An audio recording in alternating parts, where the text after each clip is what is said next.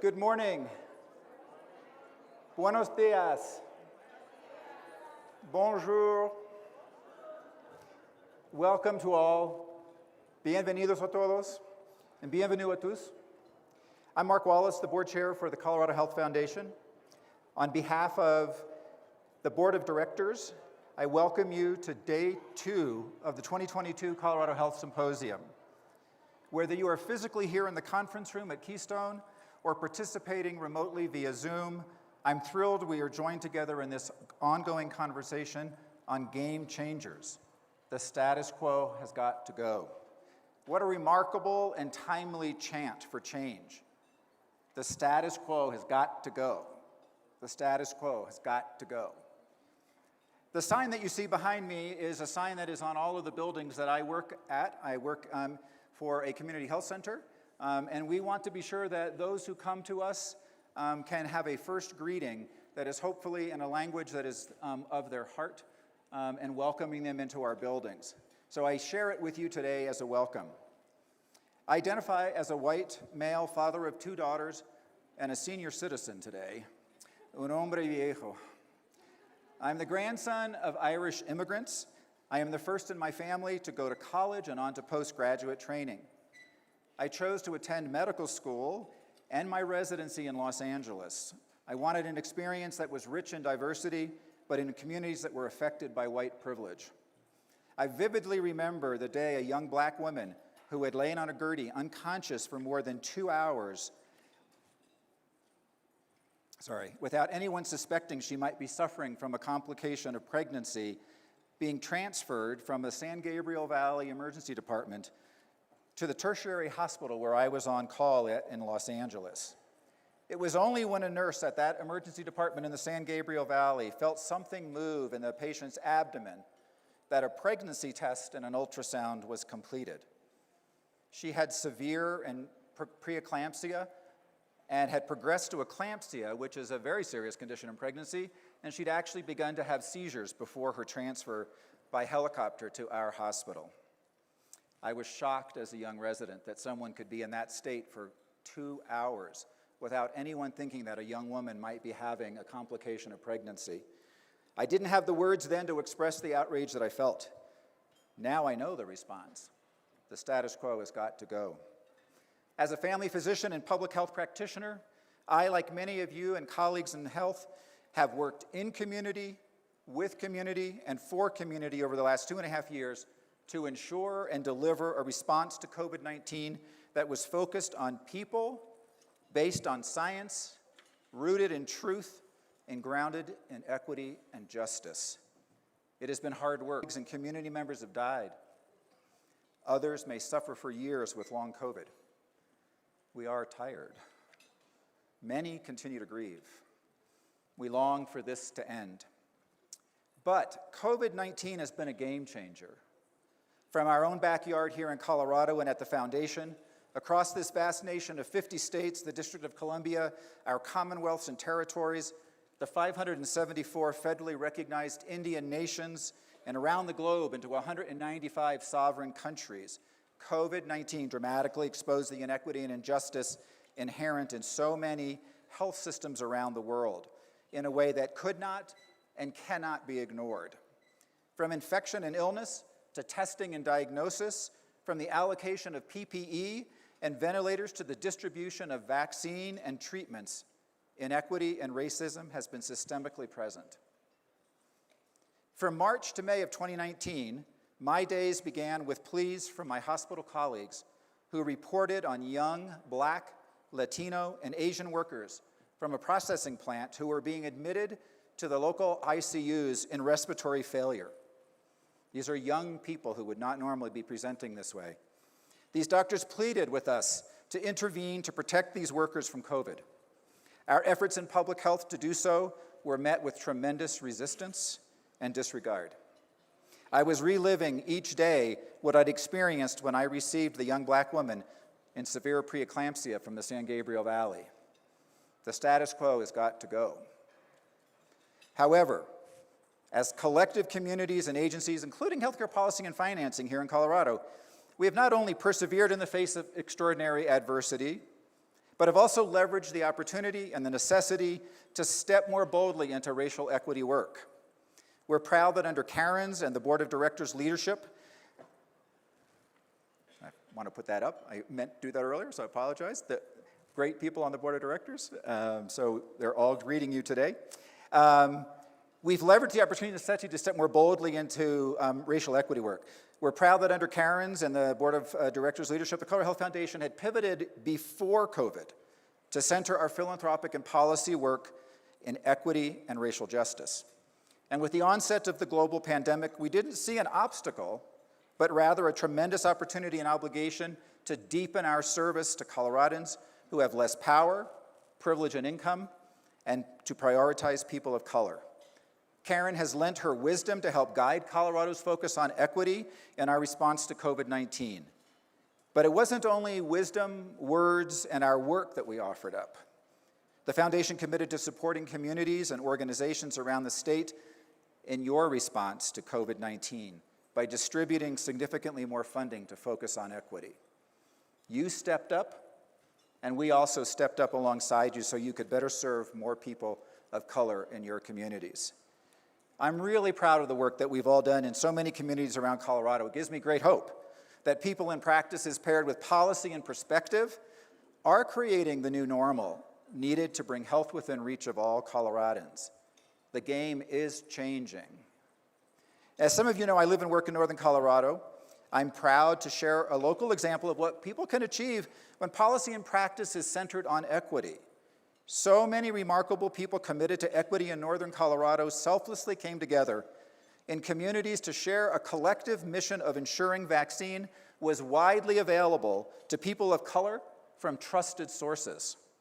We knew that if our strategies worked to get vaccine to people and communities of color, we would have vaccine widely available for anyone who wanted to be vaccinated. There's some folks that you're seeing on the screen behind me that are some of these people I'm going to talk about just a little bit. Rhonda Solis, Deb Zuniga, Stacy Zuniga, along with dozens of community volunteers from the Hispanic women of Weld County and Latinos Unidos of Greeley, rallied their communities to learn about and receive vaccine. These trusted Latina leaders, along with others like LULAC Colorado State Director Sunny Subia, who lives in our community, asked regional partners like Sunrise Community Health, led by Mitzi Moran. And Sunrise Community Health, by the way, received the 2021 Outstanding Migrant Health Center Award from the National Association of Community Health Centers in the middle of COVID. That is good work going on. And Sunrise's Cesar Chavez Outreach Program team members that included folks like Daniel Hernandez, Belen Gomez, Elmer Gonzalez, worked closely with Tanya Trujillo Martinez, Director of Community Development for an alliance in Northern Colorado, as well as with our RAY partners in Medicaid, the Northeast Health Partners, to saturate our community with culturally fluent information and events aimed at access to vaccine. Behind is just one of the events that was held. You can see a flyer that was developed. If you're familiar with our area, Los Comales Market is a place that a lot of our Latino community visit very frequently. Small walk-up events at local markets donde los trabajadores compraron sus tortillas antes de ir a trabajar. That's Los Comales. Home visits by RNs to people at risk who couldn't leave their apartments. Large mass events in warehouses designed to vaccinate over 800 people a day.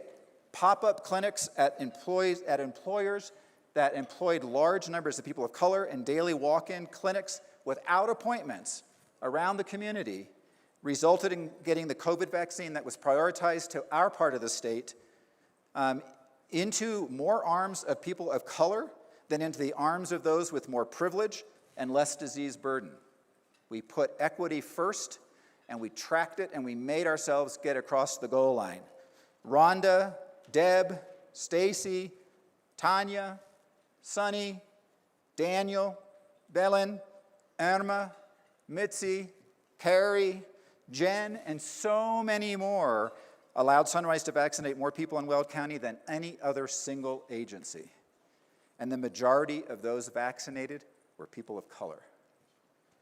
These leaders of color and the white people whom they partnered, thank you.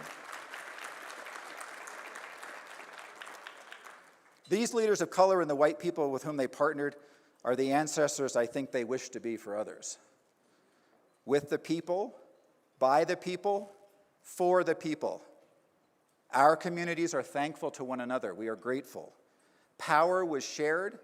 We placed equity front and center. We were gritty in our work. Our focus was on nuestras familias. While the arc is long, together we bent it away from the status quo. We began to rewrite the playbook on our community.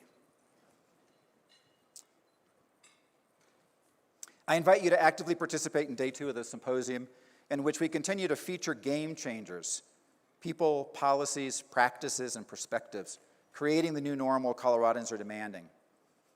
Listen, share, learn, lead. Let's change the game together. Adelante juntos. Thank you and enjoy a great symposium.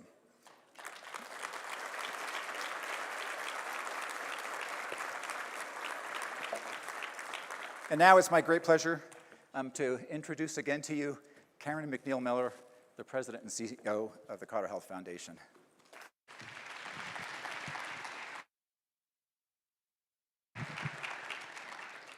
Good morning. Everybody sleep well? Good. Everybody ready for day 2? Everybody have a good day 1? All right. Okay. First, a little housekeeping. Some of you walked away yesterday with your translation equipment. If you still have it with you, if you have it on you, go ahead and take it back to the back table. They need to recharge those and sanitize them. And just please remember, at the end of the morning or the end of the day, before you leave, turn them into that back table. Okay? All right. So I usually take a few moments to kind of review some of the themes that came up formally and informally the day before, and that's what I want to take some time to do. And by all accounts, it was a good day for folks. Folks felt energized, first of all, just to be together again, to have the opportunity to see old friends, make new friends. I saw a lot of like I said yesterday, half of you are new to the symposium. I got to meet a lot of you, and that's exciting, and to hear about some of the work you're doing, which is even more exciting. One of the themes that came up during some of the question and answer yesterday, and just informally in conversations, were essentially kind of two sides of the same coin. One was, how can I, as a person of color, be radical inside an oppressive system? The other side of that coin was, how can I, as a white person, help to disrupt and dismantle oppressive systems? So two sides of the same coin. Now, because that was such a predominant theme, we've actually added a session today. Today at 4:15, we'll have a session in the Connection Lounge that will be a facilitated conversation, a facilitated networking event around that question. And we're going to focus on, the one that came up the most was, what's the role of white folks? And so we invite anyone who wants to at 4:15 to join that conversation, because we think you have some of the answers. I'll offer a couple of things. As Feminista said yesterday, do something. That, getting it 40% right in doing something is better than 100% wrong of doing nothing, right? So do something. Start. And I'll offer you a different a flip on that frame. In one of our events that we hold that we call At the Heart of the Matter, and we were talking about systemic racism and structural racism, one of the people of color said, it's not white people who need to be allies to people of color in dismantling racism. People of color didn't invent racism. We don't benefit from racism. So it really should be, how can we as people of color be allies to white folks who need to be the ones to disrupt and dismantle that system?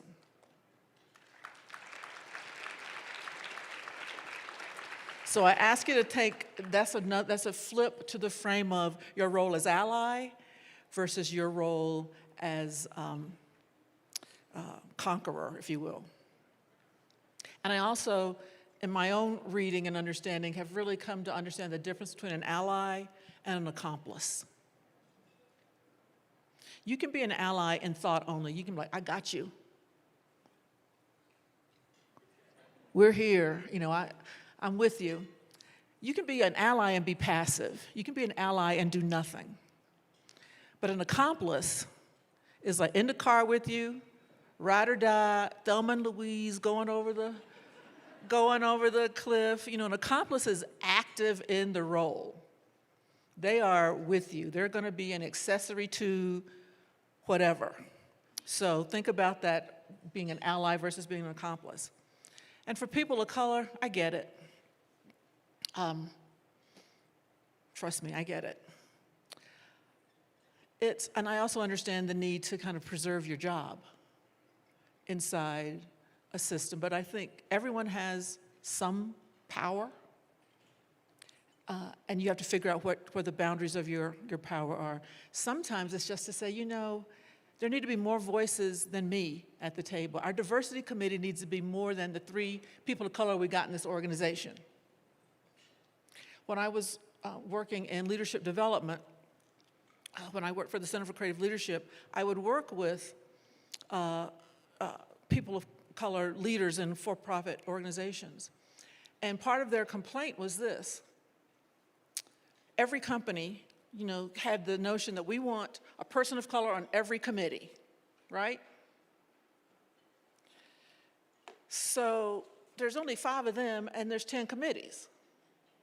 So they're each on 2 committees, 2 or 3 committees, where their white colleagues only had to be on 1 committee. So then when it came time for them to be for promotion or raise, they got the feedback, well, you just didn't deliver at the same level we expected. And that's like, I was on all your damn committees, right? So sometimes it's just to say, I can't be the only one, and to have the agency, feel the agency, be able to say that. It's very individualized to the person. I think fearlessness is part of it. How you choose to activate that fearlessness. I think you have to think deeply about that, and I would suspect you probably already are. If you can articulate that question, you're already trying. And so what you're asking is, what else can I do? And I think that's something we should be talking to each other about. And I'm happy to talk to anyone that wants to talk about that. And as you have the next day and a half, if you could seek out other people of color and ask them, without fear of everybody else wondering, what are they talking about over there? Right? So I commend that to you. Another thing that came up yesterday, I'm going to put it on the broad topic of like the inclusion here at the symposium, particularly in speakers. So we had some question around, like all the speakers yesterday were women or non-binary. When are we going to see some straight black men or some straight white men or some Native Americans or whatever? So when we think about the symposium, we think about the arc of the full 3 days. And so all of those demographics are represented across the 3 days. So as a matter of fact, if you presented an exchange session in the afternoon yesterday, or you are going to do one this afternoon, please stand. All right, so as you look around the room, you see a variety of people who you're going to have the opportunity to listen to. Thank you. And that's what we want to offer you, the opportunity to be exposed to the thoughts and perspectives from various people. And again, we look at it over the arc. And I would hope that you'll take, that if you felt that way yesterday, that you'll take what I'm about to say with the love and respect in which I offer it. And that is, we think there's something you can learn from everyone. And if you find yourself focusing on the messenger and not the message itself, then you might be missing the point.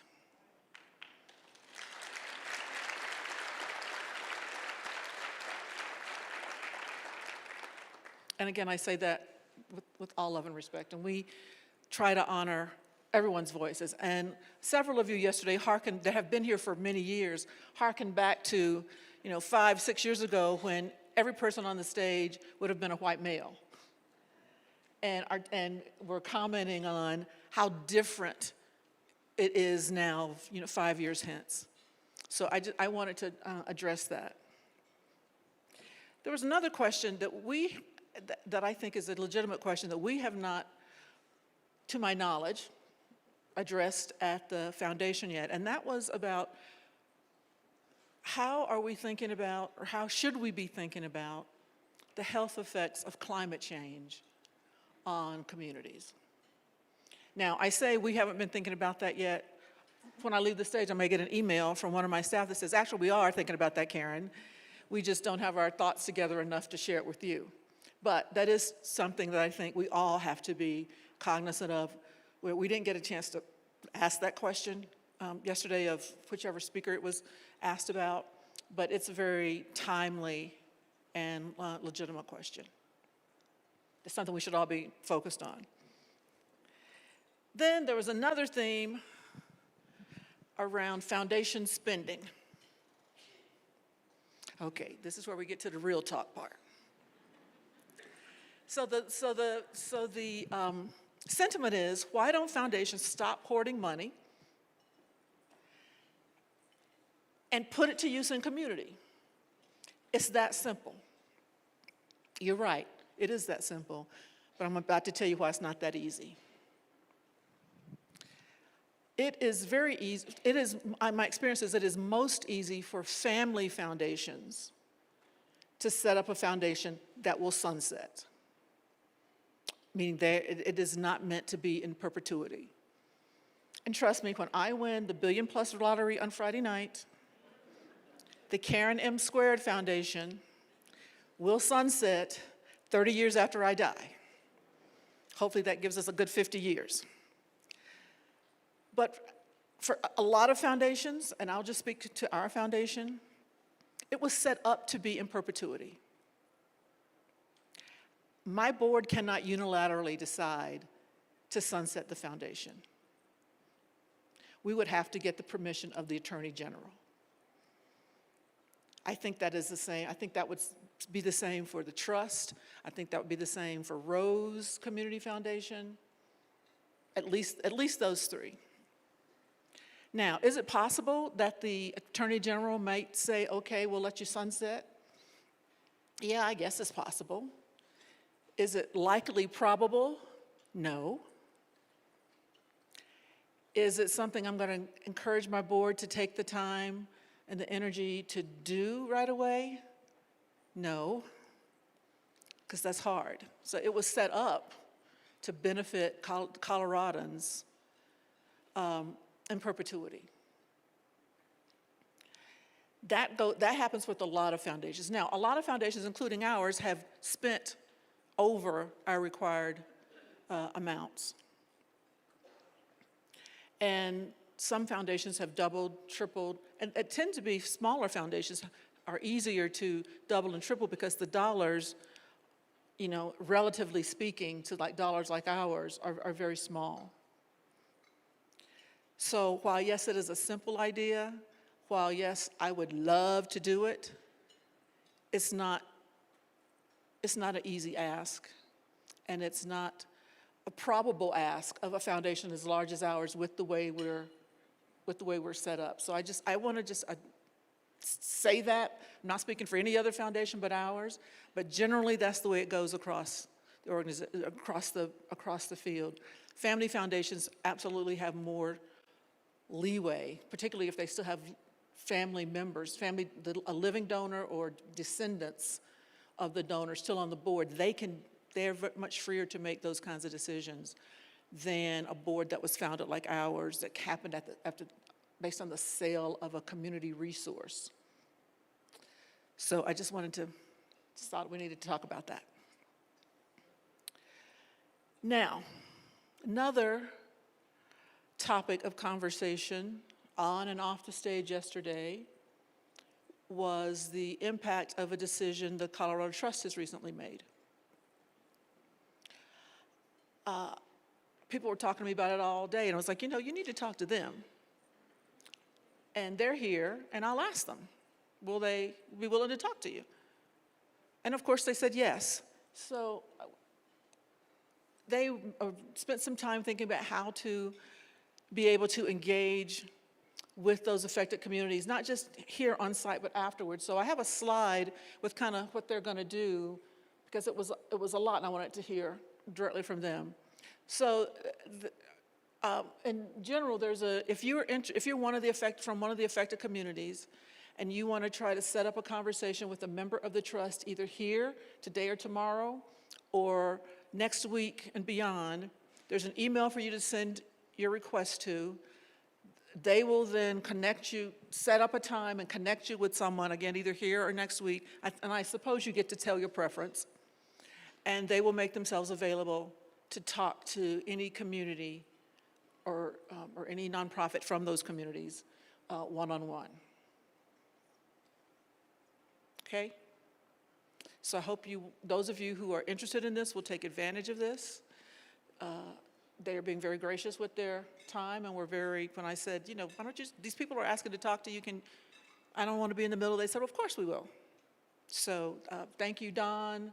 I think that they've got 4 or 5 staff here, maybe even a board member here, so that we have that organized for them. All right, that brings us to today. So this morning, we're going to talk about a new sandbox, and going from yesterday about talking about self, today to talking about community, and tomorrow to talking about systems. So we've got several sessions again this morning. I'm expecting them all to be as powerful and as provocative as the ones were yesterday. After lunch, we have our afternoon exchange sessions. Then again at 4:15, we will have the facilitated conversation about the role of whites in disrupting racism. We have Tanya Winder's going to conduct a resiliency workshop at 4:15 today. So we have those 2 options: a resiliency workshop and the facilitated conversation. Then we have our reception from 6 to 8. The dance party everybody's been waiting 2 years for. Pray that the rain holds off, because we want to try to hold it outside so we don't have to wear masks, right? And that is what our day is today. I know you'll enjoy it, and I'm going to now turn it over to our first panel. I'm going to invite Aaron Brown up to the stage. Aaron, I think it's probably a year, and has it been a year yet? Right, a year, maybe 3 days since she joined us as our Vice President for Community Impact and Investment. Thanks, Aaron.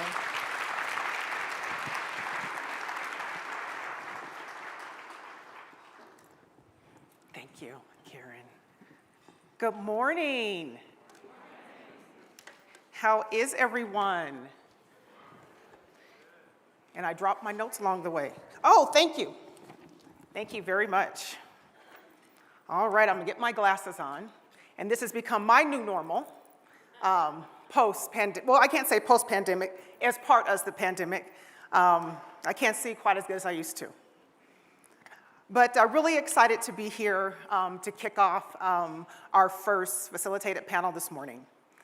And so I'm gonna start, and I just want you all to imagine, remember when you were a kid and you played in the sandbox, what that really felt like, right? Like, think about that sand between your fingers, and if you weren't gonna get in trouble from your mom, you took off your socks and your shoes, and what it felt like between your feet, and you're with your friends, and you're like, we're gonna plan like this whole little town, right? And you had little roadways and little buildings, sand, you know, little mounds of sand, right? And it was good. And you even might have ran in the house and grabbed some action figures and stole your brother's Hot Wheels, whatever that looked like.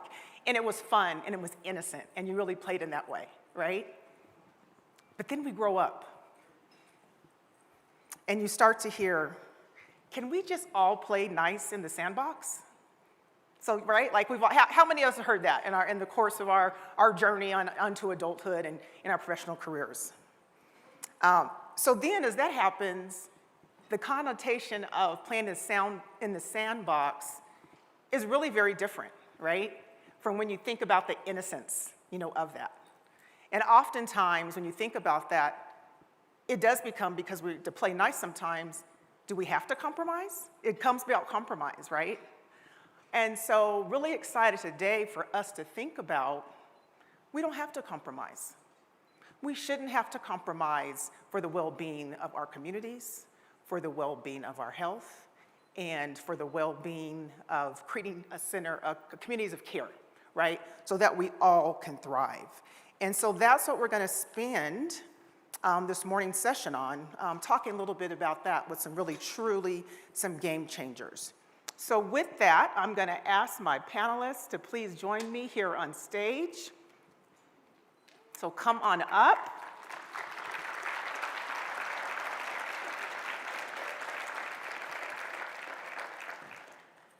And as they're coming up, I really want to say that part of disrupting the status quo is to shift the power dynamics and really lift up the voice of community.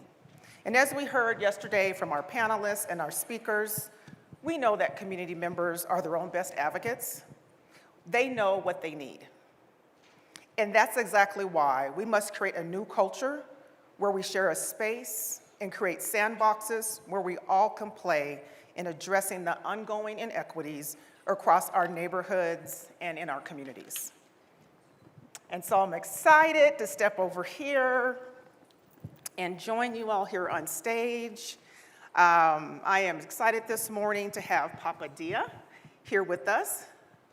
Also excited to have Susana Guardanato here with us and Luis Martinano, who are really game changers, who heard and knew the value of community voice, and they will share what they are doing to really push against that status quo and creating a space for their communities to thrive.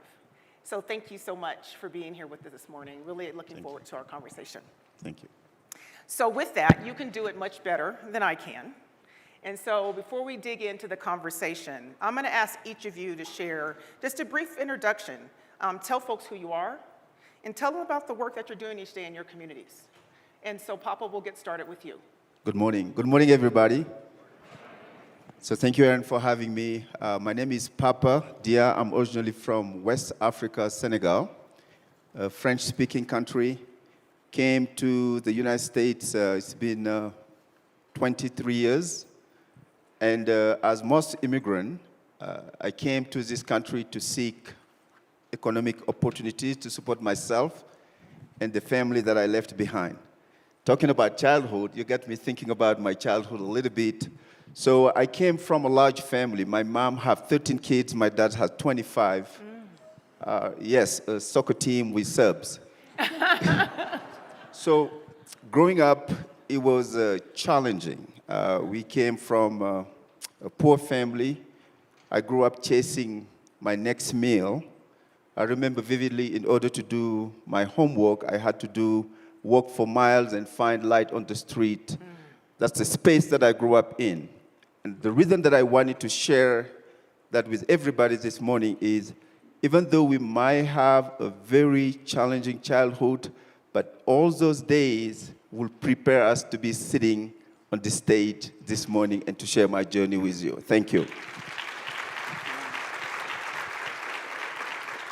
Now, when it comes to the work that we do here with the African Leadership Group, the vision of the organization is to facilitate the professional integration of the African diaspora by connecting cultures through social, economic, and educational impact. And we'll get to talk about it a little bit more. But I want to paint a picture for you as we're going to go through this conversation. There are three things that we believe in. The first one is, I believe that if you are a smart person anywhere in the world, even in Africa, wherever you go, you're still a smart person. Doesn't change. I so believe that it's okay to speak English with an accent. The only thing that's important is to make sense when you do so.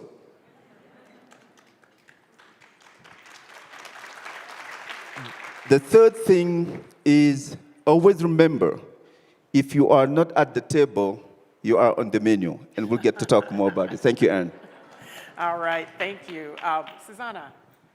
Hi, everyone. My name is Susana Guardado. I'm the Executive Director of One Morgan County. I use she, her pronouns. I'm an immigrant from Mexico. I was born in Jerez, Zacatecas. My family immigrated. All right. We have some homies in the room.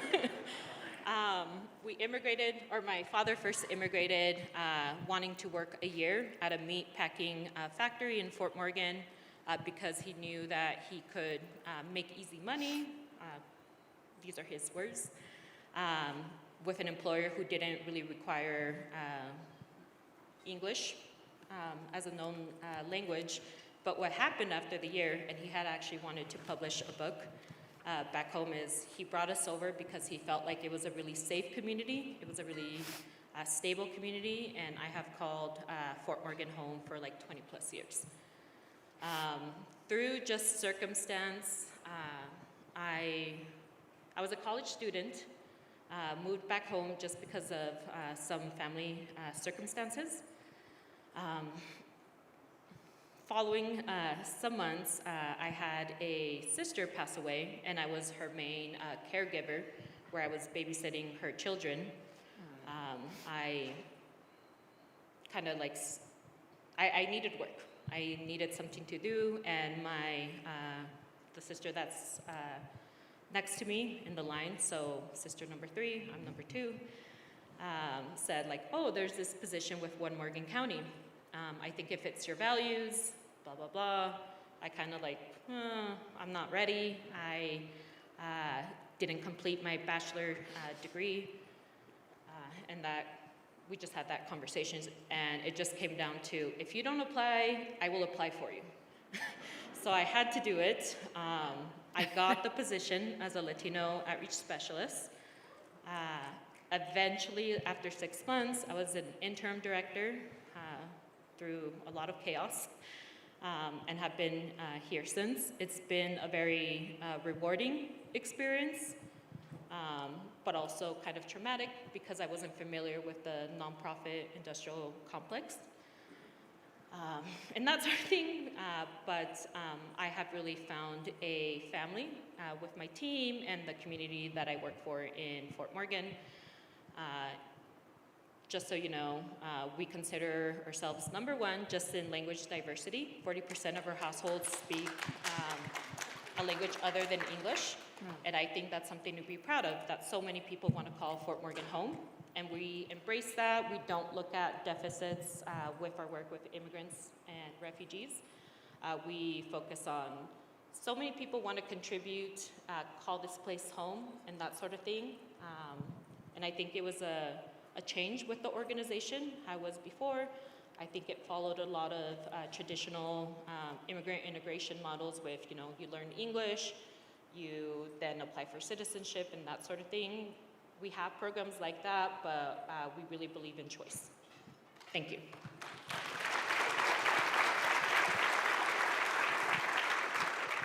Good morning. My name is Louise Martirano. I'm the Executive Director at Redline Contemporary Art Center, and that's in the Five Points neighborhood in Denver, Colorado. My pronouns are she, hers. I am hopelessly local. I've been living in Colorado for a long time, but my parents came from Brooklyn and Texas, and so I always feel like I'm a car accident between the Irish and Italian aggression that existed with those two energies. So, but I feel like that has fueled a lot of me in when it comes to two very different people getting married and figuring out how that works together. I am. As it relates to this conversation, I'm deeply suspicious of sandboxes as they have been presented to me unless they are created by artists or with communities, because I feel like a lot of my work and the values that we have cared for at Redline really don't necessarily have a good reference point. So it's been really about how can we listen and build anew necessarily than kind of recreate what is. And so I'm very excited and feel very grateful to be invited to be part of this conversation, because I do feel like working with artists, it's such an opportunity to have a new language of the soul that doesn't exist in the languages of oppression that we've been given to operate within. And I always talk about, the work that we do as, if racism is in the air that we breathe, we are on a journey of constantly undoing. So I am so, again, excited to be here and part of this conversation today. And thank you for having me. Thank you. Glad you're here. All right, well, let's dig into our conversation. And we hope that you're going to really walk away also not understanding more about how we're thinking about, how these organizations think about creating the new normal, but also being able to take some takeaways, right? Things you can think about as you go back to your organizations. So this is a question I would love each of you to answer, and would love for you to be able to tell our audience here a little bit more about how organizations can create the new normal and what deliberate shifts, right? We're talking about change. So what are those deliberate shifts organizations need to make internally and externally to hold space to support community need? I'll go first, and that's a very, very good question. Throughout the journey of the African Leadership Group and my journey, there's a lot of obstacle that I personally faced that I was not ready for. And I think the first thing is not to take no for an answer, knowing that you're going to face this roadblock. There's going to be a lot of people that would not support you for what you are planning and envisioning to do. That's the first thing. But the second thing is just make sure that you include the community. I think as leaders, as organization, as foundation, we have a tendency to think like we can identify the problem for people, we can identify the solution for them, and we can tell them how to implement it, and it needs to stop. I think when I mentioned earlier, if you're not at the table, you are on the menu, that's really demanding that seat at the table, being involved in the process. So taking our example at the African Leadership Group, when I was at the bank, that's where the journey started, there was a lot of fellow Africans that were coming and asking for help. And in doing so, at some point, the bank wanted me to stop doing it. Instead of thinking about, all right, we see a lot of fellow Africans coming here and asking for you to help, instead of asking me to stop and tell me, how can we support you, where we can identify another platform for you to support these people, all they wanted me to do is to stop helping these people. And when they asked me to do that, I knew how relevant and important it was as an African immigrant to have somebody that looked like you, that sound like you, that you can relate to help you in this process. And I did not take that, and I said, you don't want to support me? I got to create my own space to do that. And that's how they empower me to create the African Leadership Group. So sometimes we got to be ready as immigrants, as people of color, when people are pushing us back. So it's for us now to create the space and change the status quo and create that environment to do the work that we are doing. So I think as people of color, we are used to those challenges. We are used to people pushing it back. But we got to show people that we are resilient, because that's who we are as a community, and always look to create the space for the people that need the help and not expect for people to do that for us. Okay, Susanna? Would you mind repeating? Oh, yeah, absolutely. How can organizations create the new normal? What deliberate shifts do organizations need to make both internally and externally to hold space to support communities, to support community needs? Okay. Like I mentioned, we were like a really traditional immigrant integration organization before, that you had to do X, Y, and Z. When I joined, I probably spent my first 6 months trying to quit the organization, because there was a lot of interest from outside groups, foundations, Denver-based organizations wanting to focus on Fort Morgan because of the diversity. It was after a conversation and a visit in town from the Latino Community Foundation. I think I seen Carlos the other day, and I expressed that I was really unsure with my position. It's like, no, like if anyone has that lived experience with coming into the town based off of that ag background, which is really driving people over, you're the person to do it. I stuck around, and I think it has been fruitful. We have really encouraged multilingual spaces. So the Colorado Constitution is written in 3 languages. Like, there's no official language in the country, in Colorado. Why can't we have these multilingual spaces? And then just through learning, really based off of the work of the Community Language Co-op, we embrace language justice, language access. We know that a lot of our entities in Morgan County and Fort Morgan do not abide by standards set forward with the Civil Rights Act, really within national origin. So it could be discriminatory if you are not serving a population who speaks a language other than English. Just based off of that, if you are receiving federal dollars. So we have really used that as an opportunity to create more inclusive spaces. I mean, we're seeing it done right now with the interpretation, really simultaneously. And that sort of thing. We really value how people come, and we really focus on gifts versus deficits. We have a lot of artists in town. We have a lot of folks who have, legal, even medical backgrounds and that sort of thing, and trying to connect them to work that we know is needed in our community.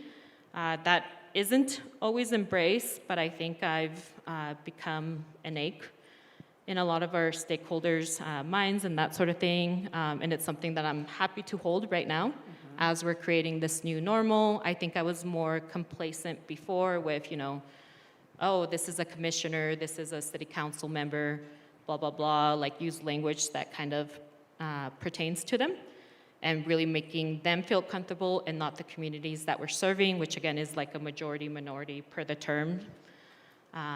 Sort of thing. So I think that's what we've been embracing. Really serving community. It's our biggest taxpayer base, the immigrant and refugee background in our county. Thank you.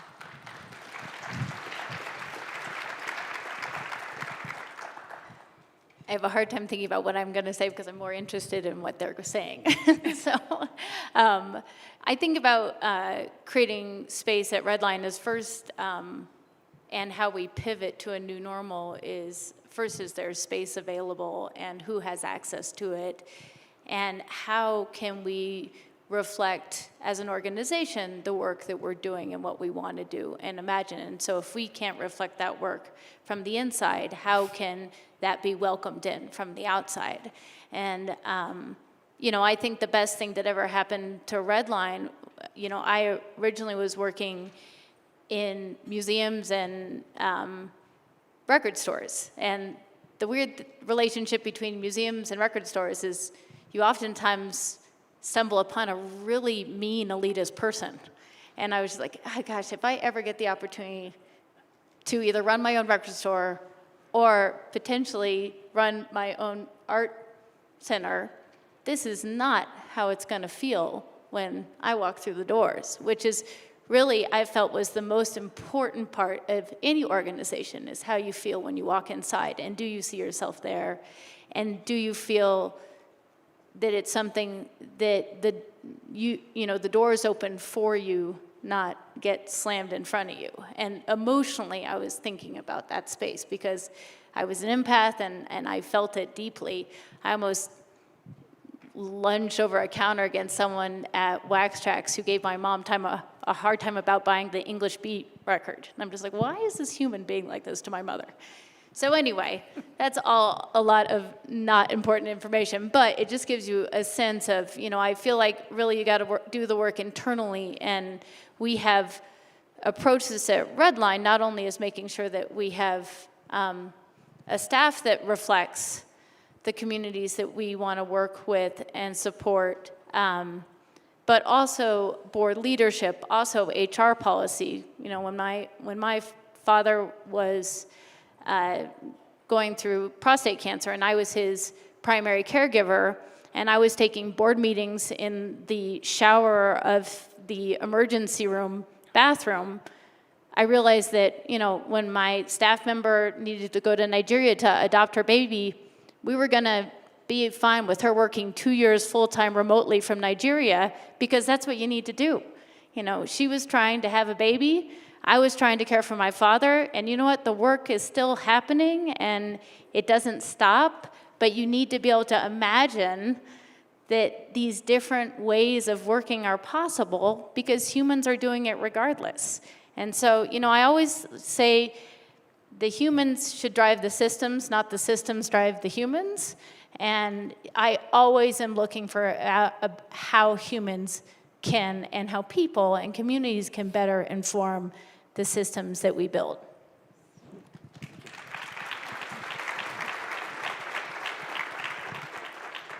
All right, I'm going to bounce back to Papa. And, you mentioned in your story around this, you were working in a bank, right? And folks were coming in because they had this sense of connection. And we really talked about yesterday, like that sense of honoring those experiences, that connection. Then you talked about how that led you to create the African Leadership Group, right? What I think would be great to hear and understand, like as we're in this space and as you're doing this work, emergent strategies have happened because you made that decision to step out there and create that nonprofit organization. So tell us about what strategies have come out of that. So since you saw the need, you created that connection, you created a nonprofit to serve your community. What has come of that? Tell us what's happening and how that's really affected your community and how they're thriving. How you created that sandbox. Yes, actually, it changed my life. Now, the journey has not been easy at all. I mentioned how the bank did not want me to really have people helping, and they literally wanted me to stop. And when I understood that I could not just send them away, and I told myself, let me look around to see if there any organization I could send them to. Back then, there was only one organization that was more like a refugee resettlement organization. They only help you if you are a refugee, and they only help you if for 8 months. Mm-hmm. And for me, my vision was different. My vision was, I came here as an immigrant. I could not speak English. My first job, I was stocking books at Tattered Cover Bookstore. That's how I learned how to read and write and speak English, and had the chance to transition to the bank and really get the opportunity to professionally integrate. So that's what led me to the idea of really we need to have a platform where people can fully integrate and pursue the American dream or their own dream. Now, I got to share with everybody and the foundation that are here, for 13 years doing this work, I did not receive a penny from any foundation because people just wanted us to go relate to ourselves to other organizations that were already in place, even though our needs, our culture, everything about us as African immigrants was unique. Mm-hmm. So you got to be able to address those basic needs in order to really get them transitioned to whatever else we want them to do. Obviously, most foundations, they wanted you to do advocacy work. It's what we've been talking about yesterday also. That's the agenda of the foundation, not taking into consideration what does the community need? What do they need as a community? And for me, I told a lot of foundation, I cannot talk to my community members about education, advocacy, if they cannot put food on the table, if they cannot have a roof over their head. So it's very important to address those basic needs first in order to get them involved into whatever advocacy piece. Today, throughout that bold vision and that tenacity, knowing that for 13 years it was working full-time at the bank, raising my family, but really addressing those needs. Today, we have a community of over 20,000 members in the state of Colorado. And all along, and until today, our approach remained the same, which is meeting the community where they have their need first. Today, we have 13 different committees, and we have people that are volunteering on those different committees. I'll give you an example of something that we are extremely proud of. I did get a chance to attend Leadership Aura. Obviously, when I went, I was the only African immigrant taking the training, and it had really dawned to me, there's something wrong. How come I'm the only African immigrant? And I said that if you're a leader anywhere in the world, wherever you go, you're still a leader. And I wanted to come up with Leadership Africa, where I really introduce members of the African community to a leadership program. For 7 years, anytime I approach a foundation to support me on this work, guess what? They direct me to Leadership Denver, they direct me to Leadership Aura, and they are missing the point. Because the point is those cultural reality when it comes to leadership for African immigrants is totally different from the leadership reality from this country. But nevertheless, last year we were able to launch Cohort 1. By the time we finished Cohort 1, one member of the African immigrant community that took that class decided to run for Aura Public School Board of Directors. And today we have the first African immigrant serving on the APS Board of Directors.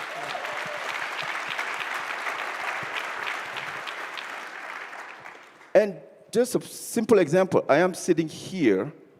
I would never have this opportunity to be in front of this amazing audience if it was not that work that we started doing. Now my responsibility is, how do I make sure next year we have more people from the African immigrant community that attend this symposium so we can build in on this strategy. I think when you start the work, it doesn't only impact you, but it impacts your entire community and many lives. Thank you.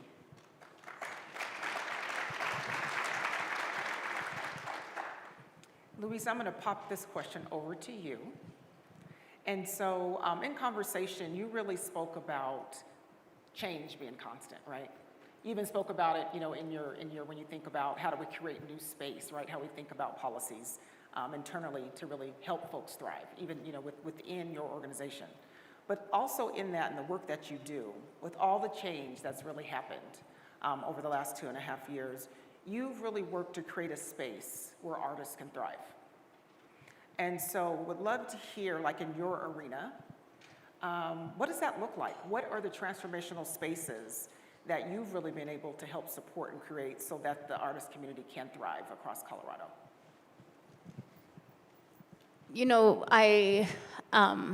I think I'm driven by the gaps that I see when it comes to the infrastructure and the lack thereof around artists and their access to resources, their access to space, their average incomes.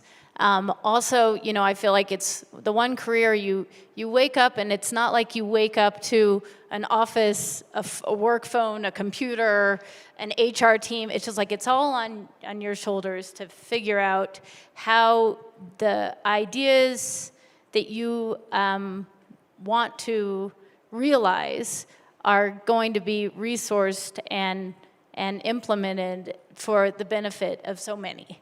I always say I never want to wake up in a community with no artists, because I do think it's this language that helps express that which can't be.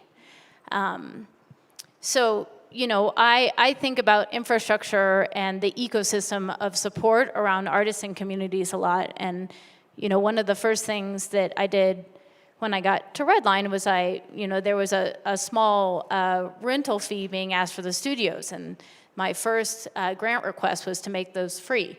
And then from there, it was my mission to continue to figure out how we could subsidize that infrastructure that is subsidized in most careers, but for artists. And so whether that comes with a larger,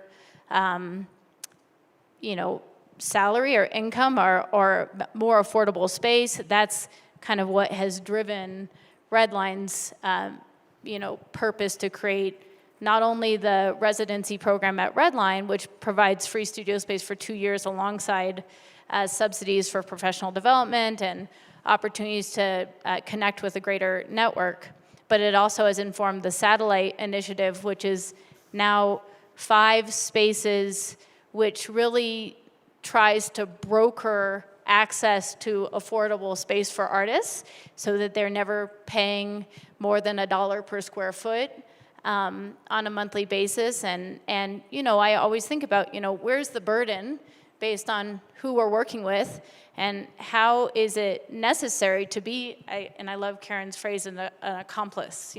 I want to be an accomplice to so many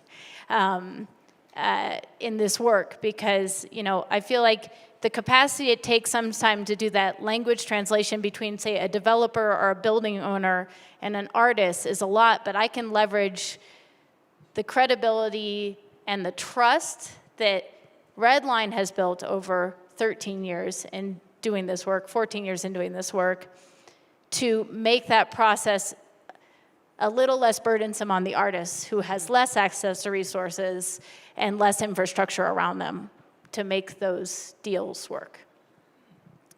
Yeah, thank you for sharing that. And I'm going to pull in something that I also heard yesterday on the panel, the morning panel that Jahan hosted, where there was some conversation around how, like, the healing, and we talked about this community of care and, like, the well-being that art brings and that connection. Can you just talk a little bit about, you talked about, removing that burden and creating access, but talk about what that's meant as we think about care, right, and all the things that encompass that as you look at these opportunities, create these spaces in your arena. Yeah, I think I so appreciate being invited to this conversation where the anchor language was care, because I think that is something that artists, and the communities that I work with, it is oftentimes just, again, it's such a solo path. And communities of care are lacking when artists first start out. And so what care has looked like in my situation and at Redline is that, as we work to redirect resources towards under-resourced communities, whether they are, through our mentoring program, where, an 8th grader works with a more established artist to kind of, again, exercise this language of expression that was not necessarily available to them previously, or modeled to them, how that continues to show across generations of care, because now what I see through the artists who have come through the residency, they now are our biggest donors to the program. And so it just, I see this reciprocity happening that oftentimes, the demographics of philanthropy and giving, no one would necessarily point to creative communities. But some of our infrastructure at Redline and the regranting work that we have done through the Arts and Society program, which we have a partnership with the Health Foundation to do cross-sector work in the arts, because again, arts are showing up in all these cross-sector ways, whether it's art and people experiencing homelessness, or art and incarceration, and there's an ampersand in a lot of the work that we do with the arts. And so, I just feel like it is this kind of, this, again, table we set of care that has then allowed, us to avoid being on the menu, and also artists to avoid being on the menu, but instead being a part of these, a part of an ecosystem that they didn't necessarily see themselves in to begin with, and how we get everybody involved in kind of this generosity of the soul, because artists are generous from the jump. And I appreciate that, the Health Foundation, I think, as of 6 years ago, would have never thought, or 8 years ago, that the arts necessarily were in this conversation. But I really see it as such an important aspect to our health because of what artists continue to do for well-being in our communities. Thank you. And I just want to pull up on just a couple of connection themes. So listening to you, Papa, listening to you, Louise, you both talked about when you provided the space and the opportunity, you saw leaders emerge. You saw a new kind of creative philanthropy emerge, right? And so it's that beauty of providing that space for this to happen that helps people live into their talent, right, or their gift to be part of that community and create that sandbox. So thank you for that. So Susanna, want to talk to you a little bit about your community. And so in your conversation you had with the team, you spoke about the power structures in rural Colorado are often held by white dominant culture that want us to fall back to a normal that is not functional for all. So tell us how you are working to shift the power dynamics in Morgan County. I think I'll just begin with saying that I don't really fall into that urban-rural divide, where I think there's some really negative connotations with rural communities, with being racist and whatever thing. White supremacy is just in this nation, right? Yeah. So it's not just in our rural communities. I think how I have personally shifted just our status quo is that we are not looking for permission from these stakeholders. We are not specifically looking, in some situations we are with institutional change, that we could design systems, programs that work for us and that are made by us. Has been kind of our motto with all of this. Just an example, with the pandemic, Morgan County was, I don't have the numbers with me, but one of the highest affected communities based off of just the industry there, so meatpacking, dairies, feedlots, and that sort of thing, with numbers where our local morgue couldn't even handle the numbers, and they had 2 trailers that were storing the bodies of folks who had passed away from COVID. What I was hearing locally from, again, stakeholders, really folks within a position of government, or leading a big organization or company in town was this is affecting that meatpacking industry kind of base, not really seeing the integration. So just to give you a number, this meatpacking employer, it employs over 2,000 people, and then the next biggest employer is our school district, which is 500 folks. So that's kind of what's driving folks, and that they weren't seeing the inner sections felt really bizarre to us. We were distributing so many masks every day. We were distributing payments for folks who could not access benefits because of their immigration status or whatever reason. So we knew there was a need, but again, our stakeholders were not acting like it was a thing.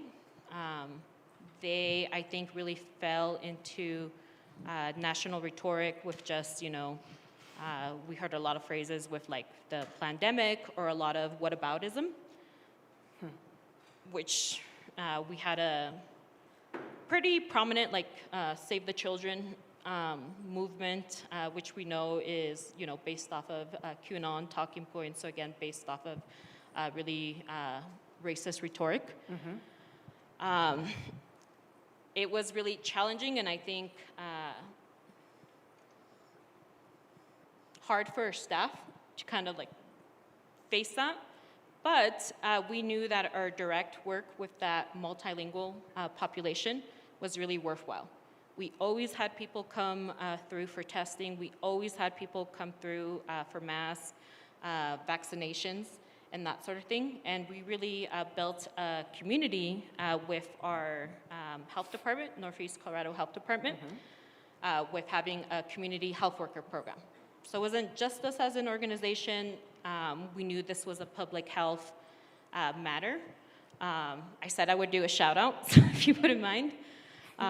From our team, from what I could see right now, we have, and if they wouldn't mind standing up, we have Nadine, we have Wefa, we have Hoden, Farah and Lilia are somewhere as well. And in between this team, we speak at least 7 languages, English included, where we were directly messaging with community, not really looking again at the stakeholders or who are you partnering with. We're partnering with community, and that looks really diverse. And we really tried to communicate that to funders. I know Colorado Health Foundation heard that. At the time, we had Rose Green as our grant officer, just, you know, what's happening, what are you doing, who you partnering with, and we're like, we're partnering with community. We're included in a lot of other organizational grants. We kind of consult, but we're not really in there because we don't think it makes that much of an impact. And that sort of thing. So just really embracing the community that we have, knowing that they are our biggest taxpayer base, our biggest community, again, that being non-English speaking, multilingual, from immigrant and refugee backgrounds. I think it's so special that so many people want to call Morgan County, particularly Fort Morgan, home. And it's something to embrace. Something that I hear a lot is just, oh, there's this language difference, and we're not able to communicate, or you have to abide by these standards that are really like heteronormative, white kind of standards. We weren't able to get through this pandemic without that big community base that we have, again, from folks wanting to call Morgan County and Fort Morgan home. Wonderful. Because of the work you've done, like you said, really based off on community and responding to those needs, have you seen shifts in stakeholders in the community in a different way because of the work that you have been leading? I think, yeah, a lot, just based off of the foundation response with the diversity that we have present. They're wanting to see those connections. I think in terms of political stakeholders, no, as of yet. But we are looking at doing more accountability measures with, you know, these folks are working for us. Those kinds of conflicts and varying viewpoints within your community as you're building out and doing this work. How do you do that? And I'll start with you, Papa. Yeah, part of the work and the journey, you get setback. A little bit over a year, maybe 2 years ago, we have an incident that happened in our community that really shaken the community. And I don't know, most of you probably have heard that house fire that took place in Green Valley Ranch, where we lost 5 precious lives, where 3 young men just decided to set this house of immigrant on fire. And one of our community members, his wife, his sister, 18-month-old baby and 2-year-old baby all passed away and perished. And you deal with situations like that where, you know, the entire community is shaken up. And you know, who did it, why they did it, is it hate crime, what is the reason? Careful that sometimes we have a tendency to speak for everybody, but include your community in the process. You got to be very careful when some of these decisions or some of these conflicts arise. Don't try to solve it alone. Bring the community, engage into a conversation, get their input, and then when you do that, I guarantee you, the organization will be stronger because it's not self-driven, but it's community-driven. Thank you.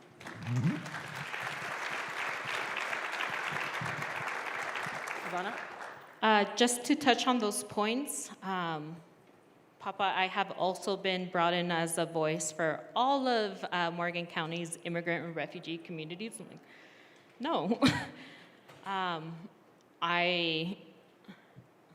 I don't know the mindset that would make folks think that, but we have brought folks into the room.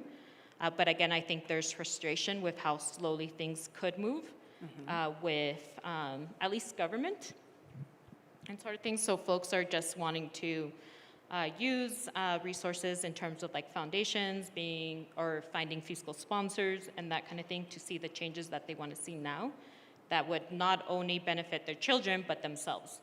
Because I think a lot of times it's looking at the next generation and just waiting it out, following whatever due processes we have. In terms of self-preservation, I think I was always running at the end of my rope prior to the pandemic, where I knew I wasn't getting a lot of sleep, eating at normal times, just providing basic nutrition for my body. And I think I had separated my mind, body, and soul as different things. And it was my body showing up to work, doing all of these things, staying up late, staying in the office, sometimes past 3 a.m. In the morning, where it wasn't till I was hearing from other nonprofit leaders of color that, not that it wasn't normal, but I think it is a normal for a lot of rural BIPOC folks leading organizations. But yeah, you shouldn't be doing this. How are you going to be able to do the work if your glass is empty? It's not even half full, it's empty and you're running on no fuel. That I was able to connect to, there was a retreat we had that was funded by the community, or the Latino Community Foundation, where we had Sonia from Girls Inc. and Olga from Cultivando, just really curate an experience for Latina leaders, because that's still a rarity in our state. That was really healing for me, or kind of began that journey for me. The other one was TLC, Transformative Leadership for Change. Their executive director is Neha. I know she's also founded by the foundation, but just really curating like a space for me as an individual, where, as far as we know, I'm the only woman of color in Northeast Colorado leading an organization. So it could be really isolating, even though I find a lot of comfort in my team and I really don't distinguish our roles like I do a lot of the direct service work. It was still challenging, I have all of these other requirements, duties that I have to do, and I always fell perpetually behind. So it was like finding those spaces, acknowledging that maybe I'll always feel behind, the work will get done, but you need rest, you need to take care of yourself and that sort of thing. I'm focusing on how my legs cannot be parallel to the floor when talking about conflict, because no one would take me seriously. I'm just too short for these chairs at the moment.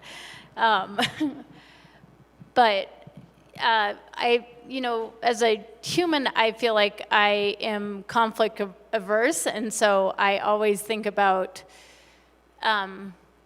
if you are conflict averse in a social justice organization, what does that mean? Because you are really dealing with a lot of conflict and a lot of gaps in understanding it every day.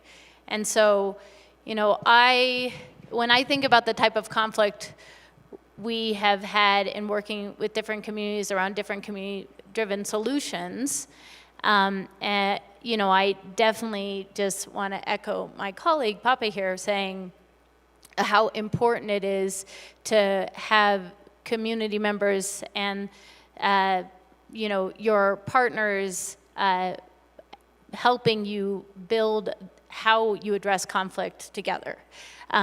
Because there are so many moments in the organization where I just would not be the appropriate voice to address the conflict that's being raised. But the person on my board who is who identifies because of who they are as a person, racially, culturally, they are more appropriate to inform how the conversation is shaped based on the conflict we are trying to address together as a community. And that type of representation in conversation, again, and recognizing, you can't hold a community meeting at 2 p.m. It just is not, it's not realistic. So, how do you have the necessary experiences around you to help address conflict appropriately? And how are those experiences resourced and supported to be there? I always say that if there isn't a model, be a model. So, how can we change the narrative by working in ways that we believe we would like to be worked with, but also, it's also, again, a language of care when it comes to conflict. It's like, don't think you can address every challenge from your lived experience on your own, or else, again, as leaders, we'll suffer every single day in trying to bridge that gap. Thank you. We're getting ready to send it off to the audience, but real quick, rapid fire before we do that. And I guess 3 words. As you think about your work, you think about community, what brings you the most joy? The impact you have in people's life. Impact is the key word for me. Impact, movement, letting things move through your body, in that sense, and finding humor, joy in the little moments. Great. Making what would seem impossible possible, that what's imagined realized, and what are, unexpected partnerships be lifelong collaborations. All right. Thank you. So we're going to, I think we have time to take a few questions for our audience. So you all will see staff here with microphones in your hand. If you'd like to ask a question, please raise your hand and they'll bring that microphone to you. When you pose your question, please speak to which panelist you're going to be directing it to so they can respond to you appropriately. So we'll open it up. Any questions for our panelists? There's one. I see one back here, Austin. She's raising her hand.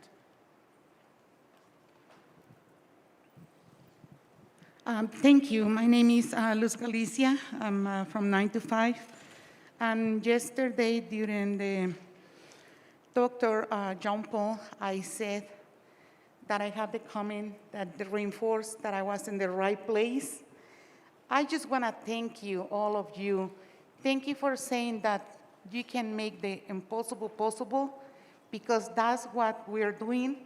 I'm sharing here the table with my colleagues, and that's what we've been doing, making the impossible possible, and we see the changes in community, the impact, and all of you inspire me, and I bet they inspire them to keep going with this. So thank you so much for your effort, and thank you for your dedication to the community. Thank you.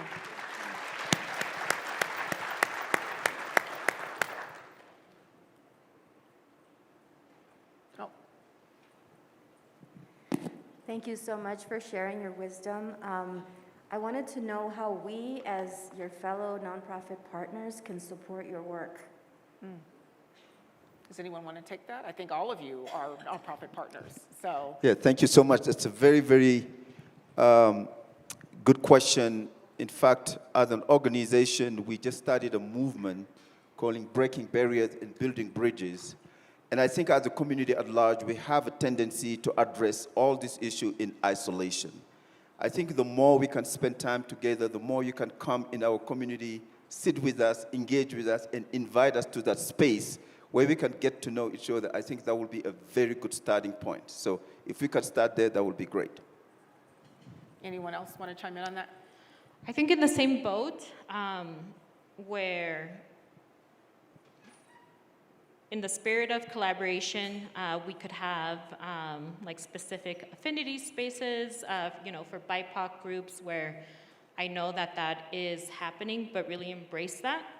I think it's really important to a lot of our movement leaders who have that lived experience to address harms and work in their communities, where I think it could be really isolating if you're not in the Front Range, Denver metro area, where you maybe see more folks on the routine. So just creating some kind of system of care where you have a lot of those rural leaders, nonprofit or not, leading any type of group. I think just having like some kind of network space to vent, to explore healing practices and that sort of thing, I think it will take all of us forward as a state. Do you have anything to add? Just always looking to be an accomplice to more.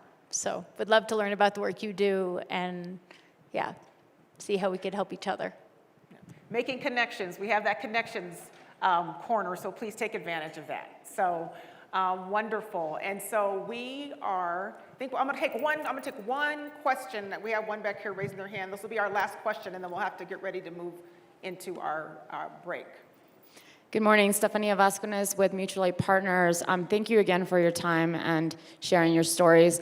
My question is that we talk about the conflict that we face with our communities and with government. Did any of you experience conflict within your organizations that made you question your own leadership, and how did you handle that? Who wants to take that? Yes. As a male from Africa, where we have a very, very conservative culture, I've learned tons in this space where I face some conflict challenges that really made me question the leader that I thought I was. So I went back. There's a lot of perspective that I had to change, especially when it comes to male and female relationship in the workplace. So I think for me, I had to be vulnerable. Again, those African immigrants that can relate to this culture know that in the space where we grew up, so women have a specific role to play and men have a very specific role to play. And when you come to this environment where it's totally different, so as a leader throughout the years, I have to change my perspective and learn a lot, where I learn not to speak for everybody and create a space. I don't know it all the time, and I'm not the smartest in the room. So those conflicts really allow me to be a better leader that continue to that perspective of learning and becoming a better leader. Great. All right. Well, let's thank you all so much. So can we thank our panelists for really sharing their experience with us and what they're doing to change the game in their communities. So thank you for your time this morning. And so with that, we're going to move into a 15-minute break. We're going to meet back in this room at 10:15, and we're going to have a feature from the Robert Wood Johnson Foundation centered around the Culture of Health Prize winner. So see you back here at 10:15.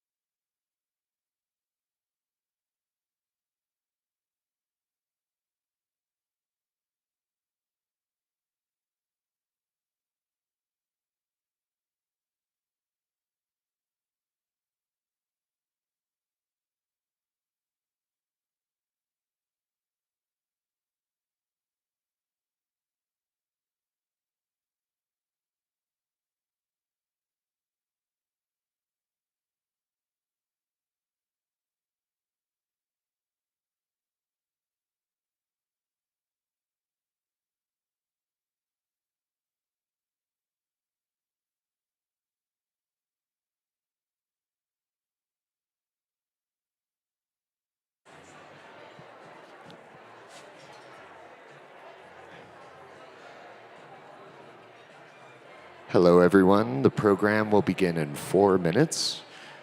So please go ahead and take your seats. Once again, the program is going to begin actually in 3 minutes. So please take your seats. Thank you.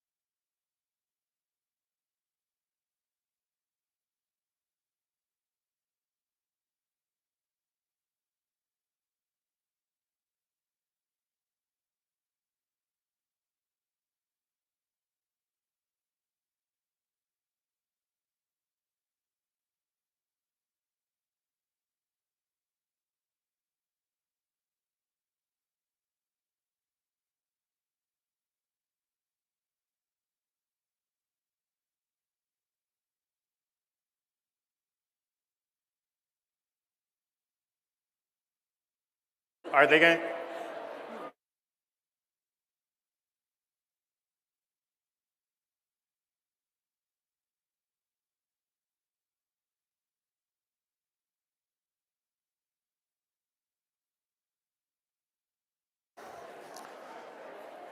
Good morning. Good morning and welcome back. My name is Kyle Rojas Legleiter. I use he, him pronouns, and I am the Senior Director of Policy Advocacy at the Colorado Health Foundation. Thank you all for joining us at this year's symposium and continuing these conversations with us.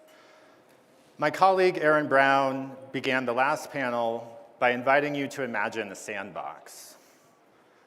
I'm going to begin our next panel presentation by inviting you to imagine your own community. However you define your community, however you think about your community, imagine it. Imagine how you know your community. Imagine what is in your community. Now take a moment to imagine how you would like your community to be known.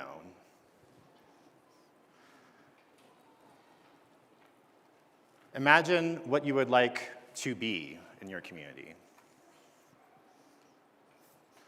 Did you imagine two different things? Notice that. Notice that difference.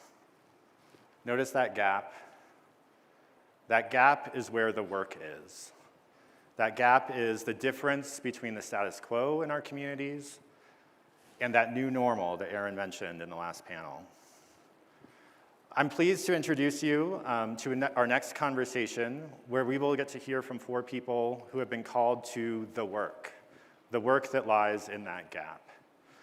And they will share with you their perspectives of how they are navigating through that work, what they have learned, what they have experienced through doing that work, how they themselves have participated in it, how they've been called to it.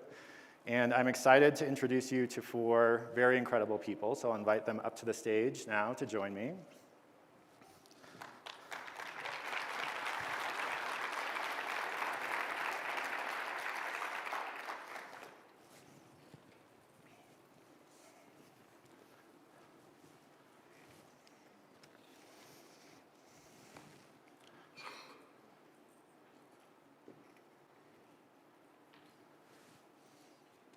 So joining me on the stage now, we have Euthelia Contreras, she, her, Liza Marin, she, her, Zoe Mpufo, she, her, and Lisa Wade, she, her. These 4 people have at least one thing in common, and that is that they have received recognition as prize winners from the Robert Wood Johnson Foundation's Culture of Health program. So congratulations to you on that recognition.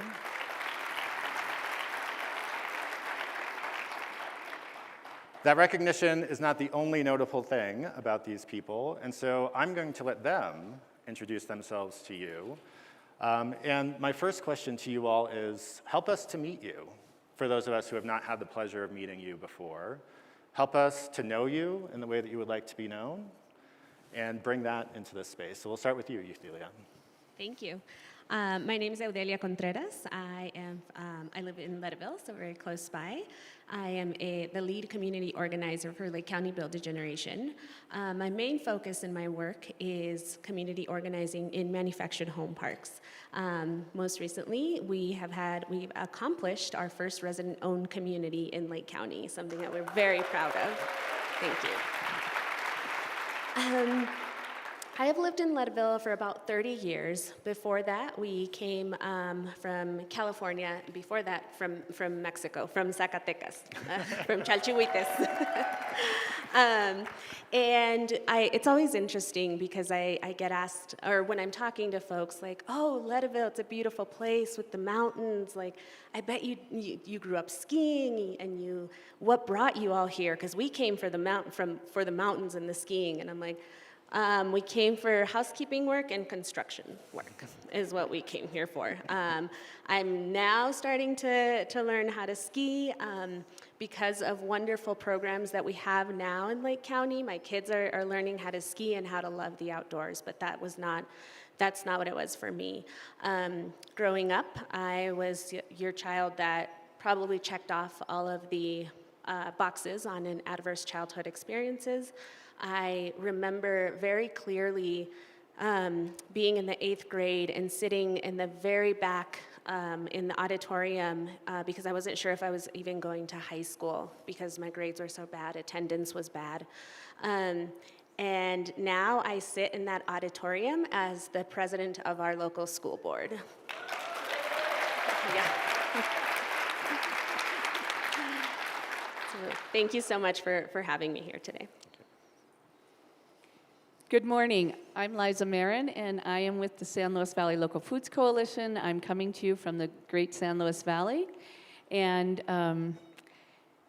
I was raised on the banks of the Mississippi in the Midwest in Iowa to a very loving family where my mother felt the industrial food revolution liberated her from the kitchen with things like minute rice and TV dinners and Wonder Bread. And I can remember at the age of 12 going out in our manicured lawn and chopping out a garden and planting corn and tomatoes and beans. And later, we moved to Michigan. We moved around a good bit. We moved to Michigan, and I was blessed enough to go to Michigan State University. And about 2 years in, I got a summer job in Granby, Colorado at a horse ranch where I fell in love with many things, including a cowboy, and didn't go back to college, didn't go back to my family. And I've been in Colorado ever since. We moved to the San Luis Valley to work on the High Meadows Buffalo Ranch, which is now part of the Mackinac and the Zapata bison herd that you might visit when you come to the Great Sand Dunes. And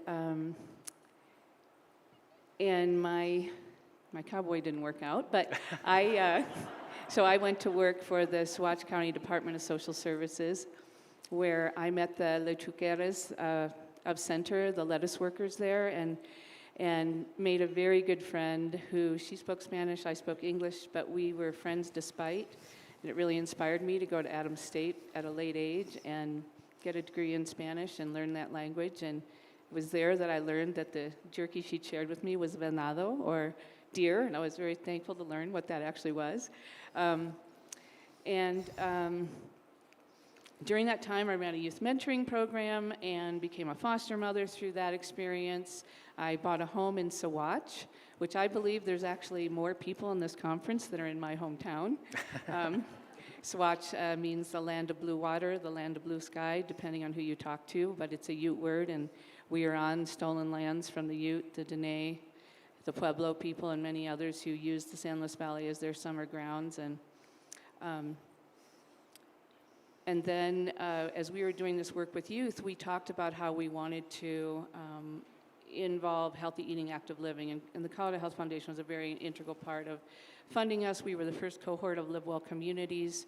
And it was during that time that food security became a big topic of conversation. And the fact that we're this big agricultural valley and nobody who lives there or works there can really access the food we grow, but what we can access is those big box stores, processed food. And so we've been working to create an equitable local food system there, which I'm really excited to talk about. And a really poignant moment for me was when the father of one of my foster children stood in my driveway and was so excited to take a Cooking Matters class aimed at diabetics as he was healing from an amputated foot. Cooking matters, people. I'm talking to my mother and all the mothers and fathers out there. Thank you.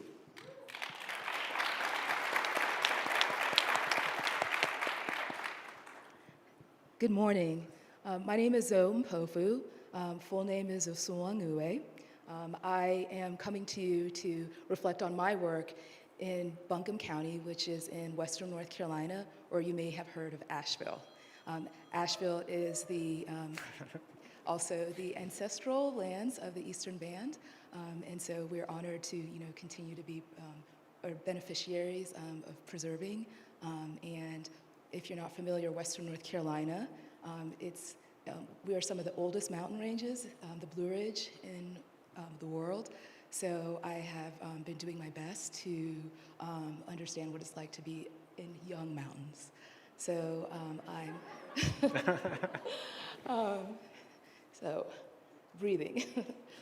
So today I'm hoping to, in this conversation, be able to impart, kind of my style and my approach to messaging, formalizing action, and then also mobilizing I have been working in public health improvement, community health assessments, but I arrive in this work from having been a House and also U.S. Senate staffer, and then also I've worked in education policy. And I'm also very passionate about climate initiatives and am connected to some of those, as I think that there is no health equity without considering climate. And so I use climate very broadly.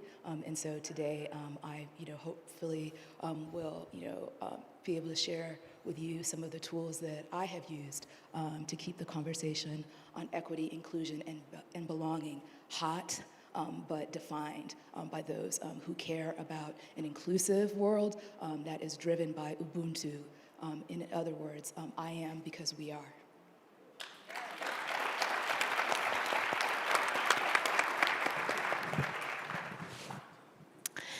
Well, Jen and said, O'Dally, so wait, Suzette the land, Tatina Eslan, Night Deniana Kayak, Tintiar, and Tidakatna is Dakadi. Night Deniana Kayak, Executive Director Kahwasna. I'm sorry for the translators. Let me help. Hi, everyone. Good morning. My name is Lisa Wade. I'm the Executive Director for Chickaloon Village Traditional Council. It's one of 229 federally recognized tribal governments in Alaska. I'm getting used to your mountains as well. We're at sea level, so my breathing is like panicky a little. Best thing about being up here is no mask. I'm in reverence of this place. I am, when I was thinking about what I am, what I'm all about, and my work is grounded in developing sacred relationship. And I have been just wandering around in awe, even walking from the parking lot over here in reverence of the flowers that you have that are different from the flowers that I have. And so I've been working on my sacred relationship with this place. And so I want to speak a little bit to the work that I do in our community in Chickaloon around how we develop healthy relationships and how we develop and deepen those relationships and partnerships. So that's what I'll speak to today. And most importantly, I'm a mother to a beautiful daughter here with me today that is over there being my videographer and photographer. So that would be Ela Na'ina Agnew, which is Ayla the Chickadee from the Strong Place. Chinan.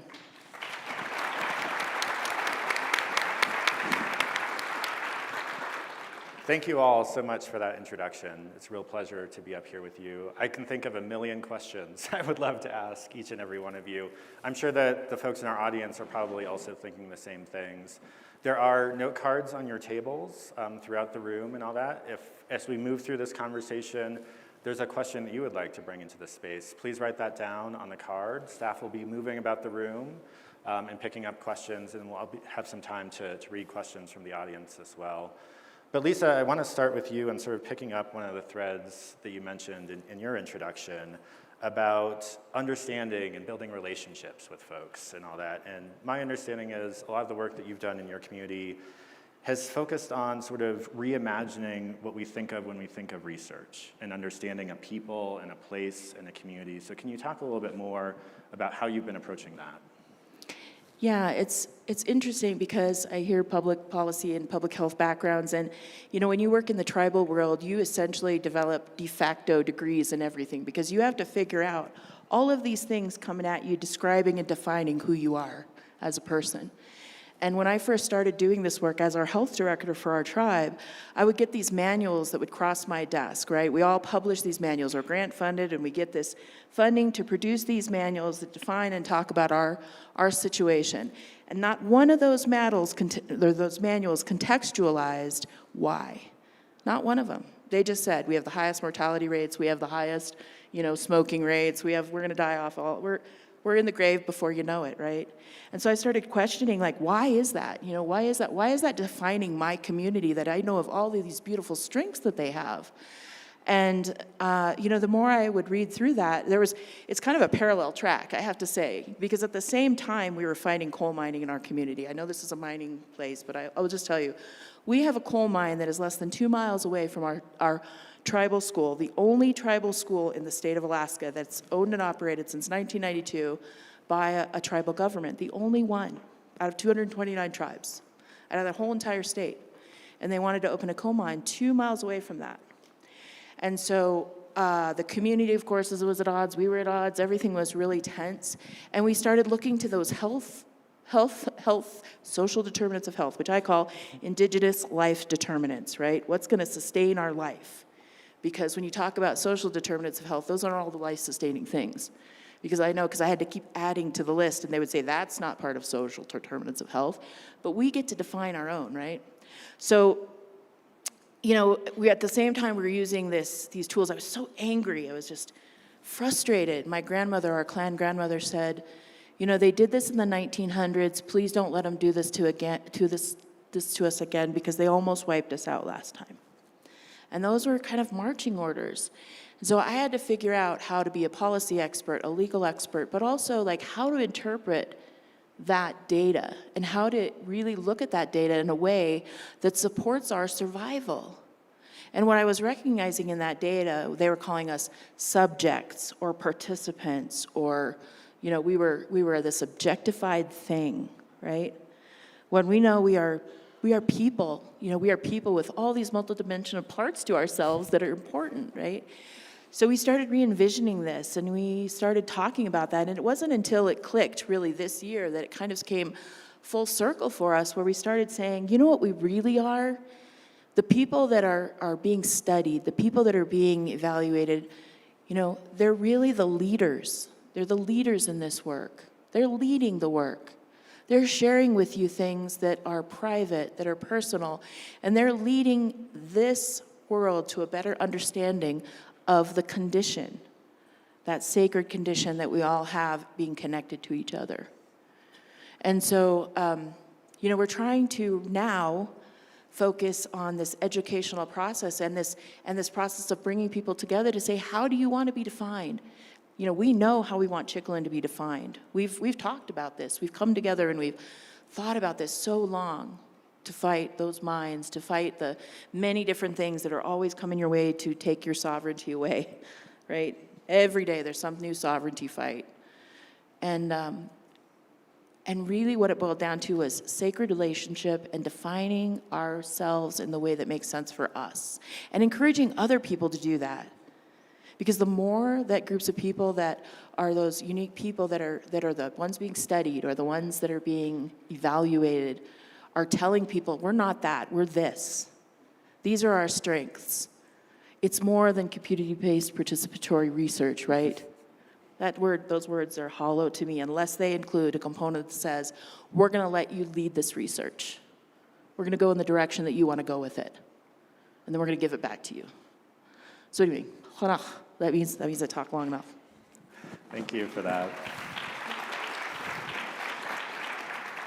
Euthelia, I want to turn to you and sort of pick up on a thread that Lisa put out there of, you know, we all contain a lot. We heard a lot of the things that make you who you are in your introduction. And when you put that together in community contains a lot. We don't always necessarily experience things the same way, think the same way, make the same meaning out of what we're experiencing and all that. But one of the things we often hear from community, even though we're not monolithic, is we don't want to just admire our challenges. We don't want to just think about our problems. We want to move into action and do something about that.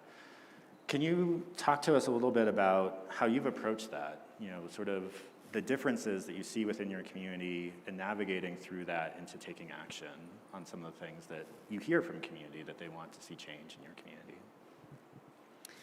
Yeah, I think the first thing, somebody said this to me, a really good friend of mine and coworker, this work is a form of privilege, and that has stuck with me. And so when going into community, especially, like I said, I mostly do work with our Spanish-speaking community, our immigrant community, manufactured home parks where I live as well. And I need to remind myself of that not everybody has had the lenses to look through that I do.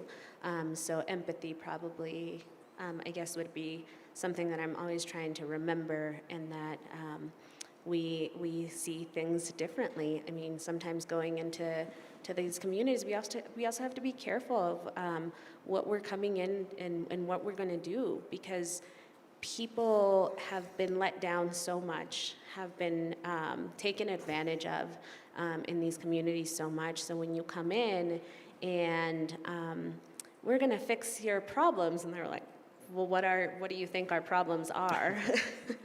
And there, even for me, even living within these communities, I remember very clearly in the community that I live in, that I was organizing, I said, oh, I know what's going to come up. It's going to be this one thing. We did focus groups, we listened, and it was something very different than what I thought. So always have to make sure to listen to community and what it is that are the things that they want to work on within the communities.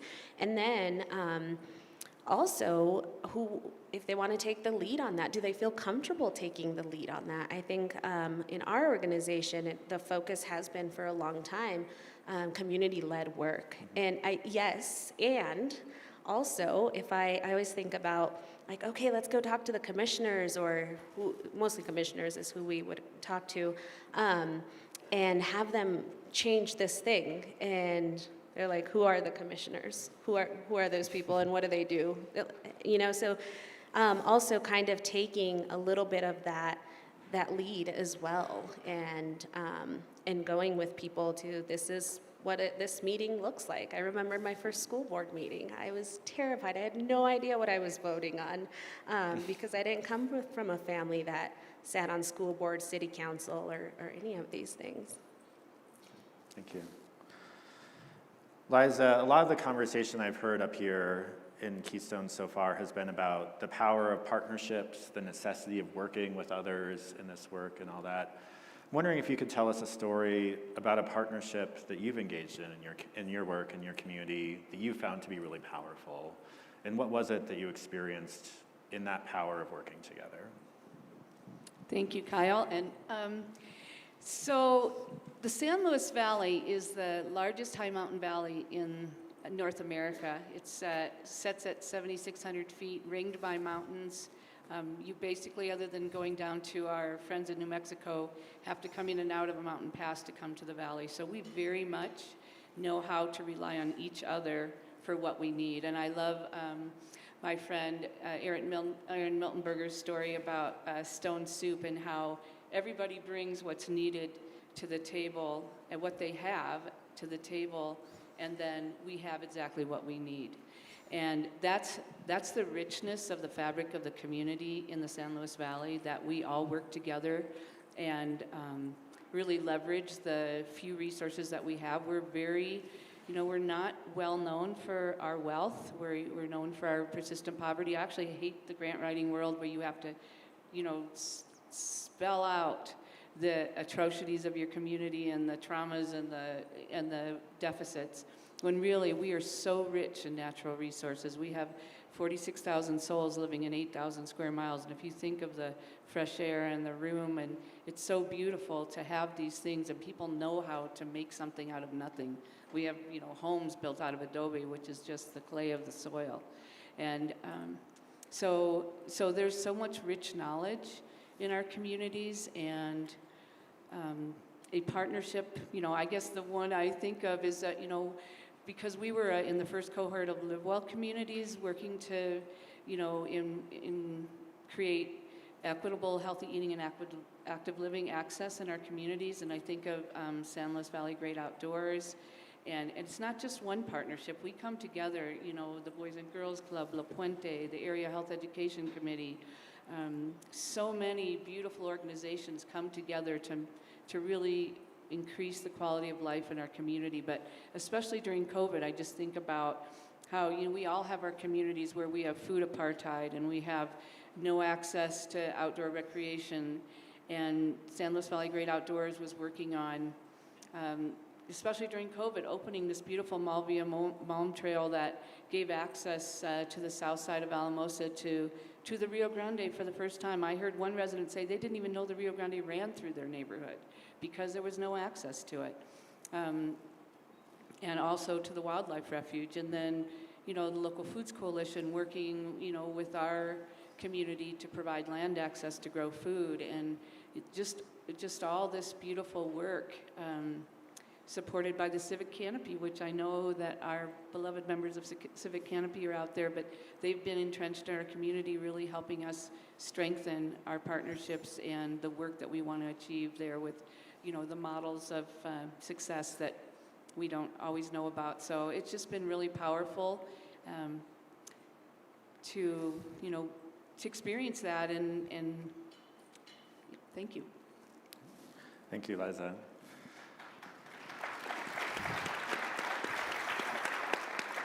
So continuing on this theme of working in partnership or collaboration with other people or groups and community, one of the things that we hear about really often is that in those kinds of partnerships or working across, that people bring different assets, different levels of power and privilege into that kind of relationship. And that can make things sticky, messy, beautiful, whatever word you want to describe it with. Can you talk a little bit about experiences that you've had where you've encountered that dynamic of different levels of power and privilege, being resource rich, resource not rich, and how partnerships have navigated that successfully? Yes, absolutely. So I think, first I want to say that in my work leading a community health improvement advisory council, and that's something that in North Carolina we're statutorily required to do if you are a jurisdiction that produces a community health assessment, a CHA, or a community health improvement plan, a CHIP. And it's throughout this 3-year cycle. So we have this, cross-sector, and there's no absolute definition of who is there. And what we have experienced is, obviously we're having those that are steeped in traditional, clinical care, but we're also having those that are, showing up across the levers, from upstream, midstream to downstream in social determinants. If you are familiar with the Bar High, we have been really intentional to ensure that we have levers of action and capacity.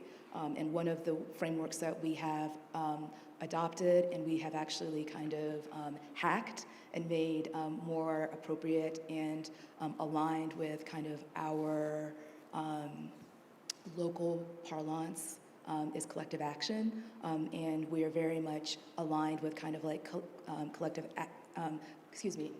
impact, and it's the kind of 3.0 version as coming out of the Tamarack. And what I will say is we have embraced the concept of VUCA. This is a military term, but so much peace building can actually be done by appropriating some of their methodology. And VUCA, it stands for volatility, uncertainty, complexity, and ambiguity. Embrace those, use them to propel you. And I'll say another component of this, that has been really key to making sure that if we are to actually have measurable outcomes to realize health equity, has been around narrative. And so one of the key components of narrative transformation has been using asset-based language. I think we've already heard today that one of the biggest hindrances is how we label, is how we other, and really kind of marginalize important and meaningful contributors in this work.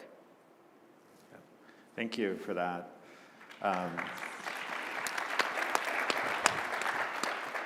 My next question is actually for all of you, and it's, that I was really struck by that concept of VUCA. Can you say that what the acronym stands for? Volatility, uncertainty, complexity, and ambiguity. So, and this is something that the Marines will often employ, but I will tell you, a lot of peace building actually has adopted, kind of those, because there's so much formalizing and studying that comes from our military. So when I heard those 4 things, it sort of hit me of like the cumulative experience of the last few years. 2019 was the last time that we were able to gather in person here in Keystone for this kind of symposium, and VUCA has been what I have experienced. I think what many of you have experienced in the time in between. One of the moments from this year's symposium that really struck me was in the morning yesterday, if you all were here, when Karen invited people who had experienced a loss, a grief, of some kind in the last few years, and so many of us stood up in that moment and all that. And so to sort of reflect on the work that we all have been doing in that kind of environment of VUCA through loss and grief and trauma and all that makes me think about sort of the theme for this panel presentation, which is overtime, and the sense of working harder than ever, working in ways that are different, maybe in ways in how we had worked or approached community or working on challenges before. And so I'd like to invite each of you to think a little bit about what are some of the ways in which the last couple of years called on you to work differently. Are there ways that you want to leave behind, never again? And are there some things that you did differently, that you experienced differently in the last handful of years that actually served you in your community that you want to keep and to carry forward? And whichever one of you would like to pick that up first. That's a really powerful question, and I have to admit that yesterday when that question was asked, it brought me to tears, probably like many of us.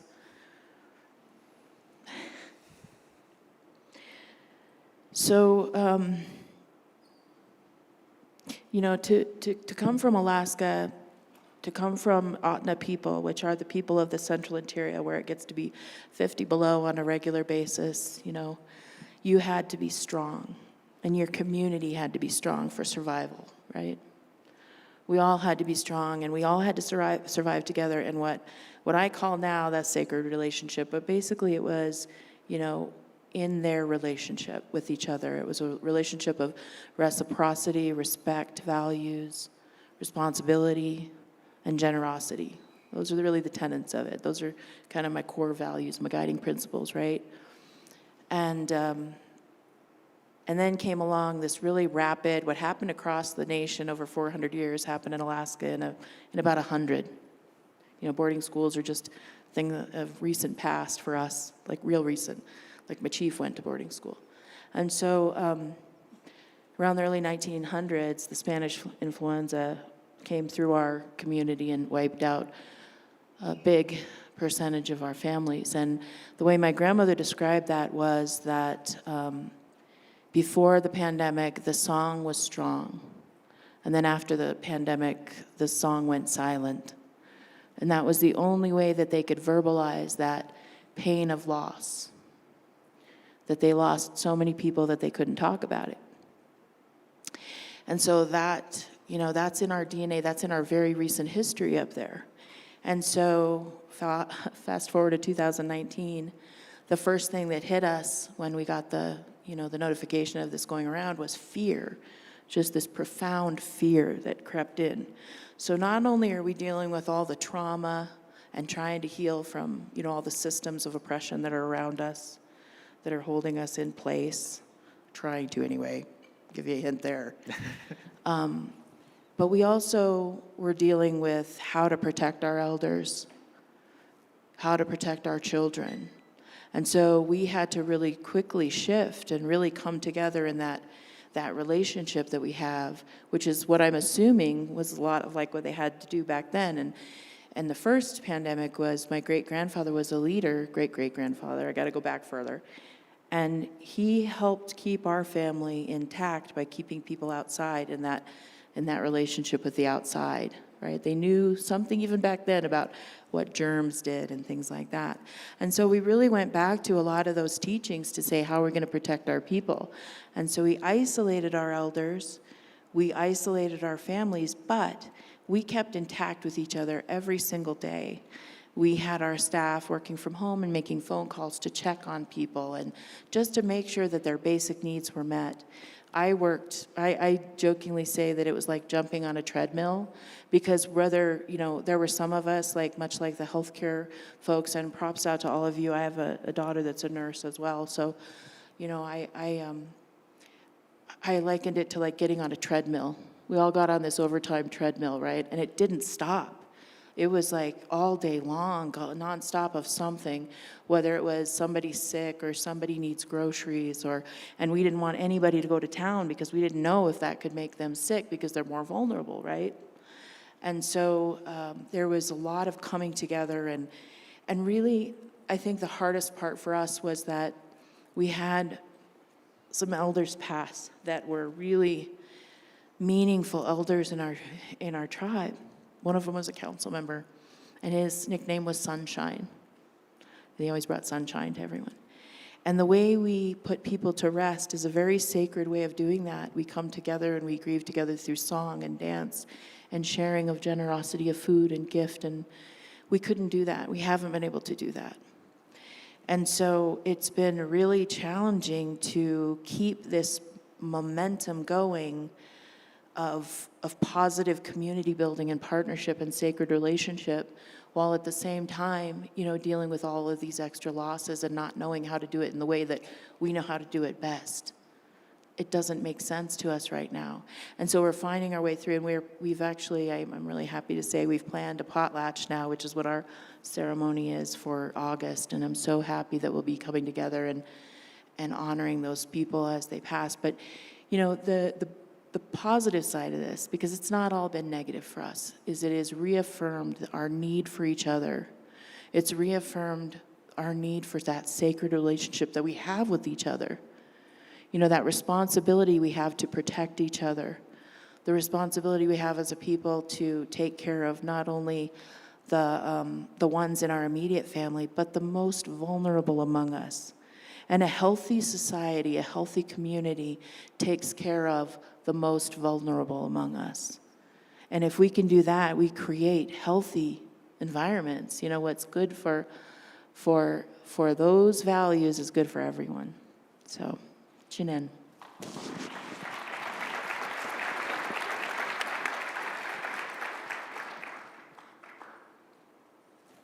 I'll tell a story. We have a lot of rich stories in COVID and a lot of deep loss as well in the San Luis Valley. And one of those stories is around, we are a rich potato growing region, and in the time of COVID, especially in the wintertime, the indoor warehouse work is, a lot of people in close quarters, many Spanish-speaking monolingual speakers.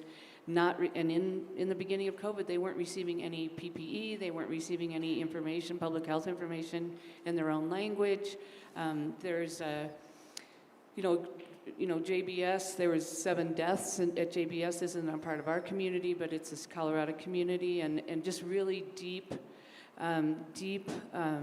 inequities in public health in the people of color that the foundation of our food system is on their backs.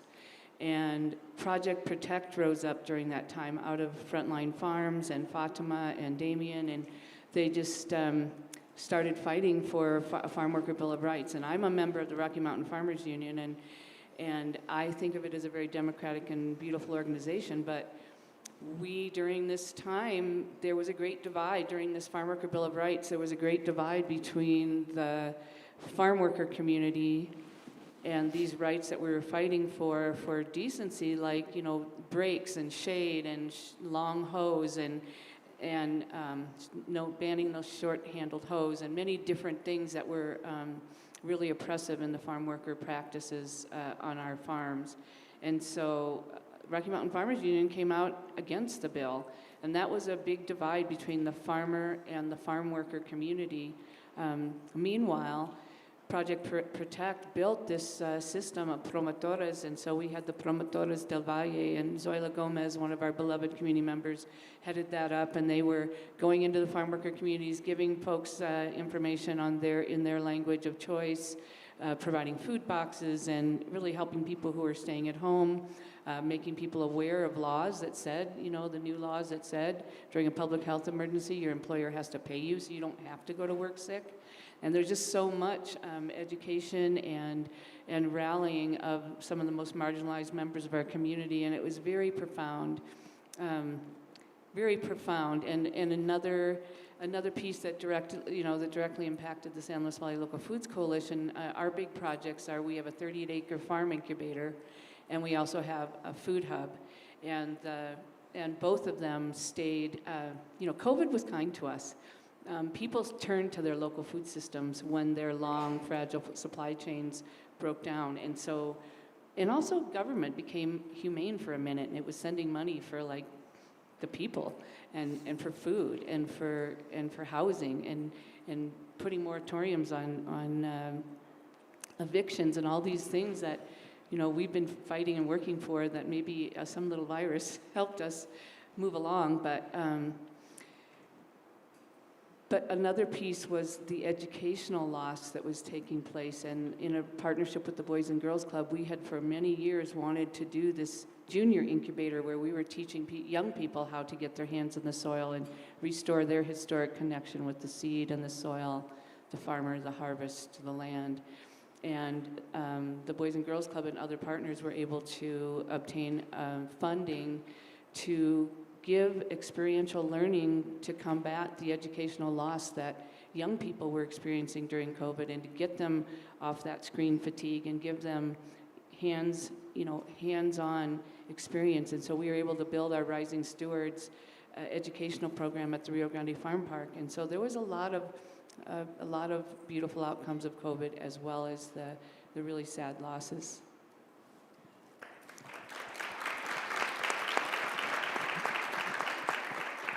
So I'd say this pandemic really, to frame it for us, it accelerated change and clarified challenges.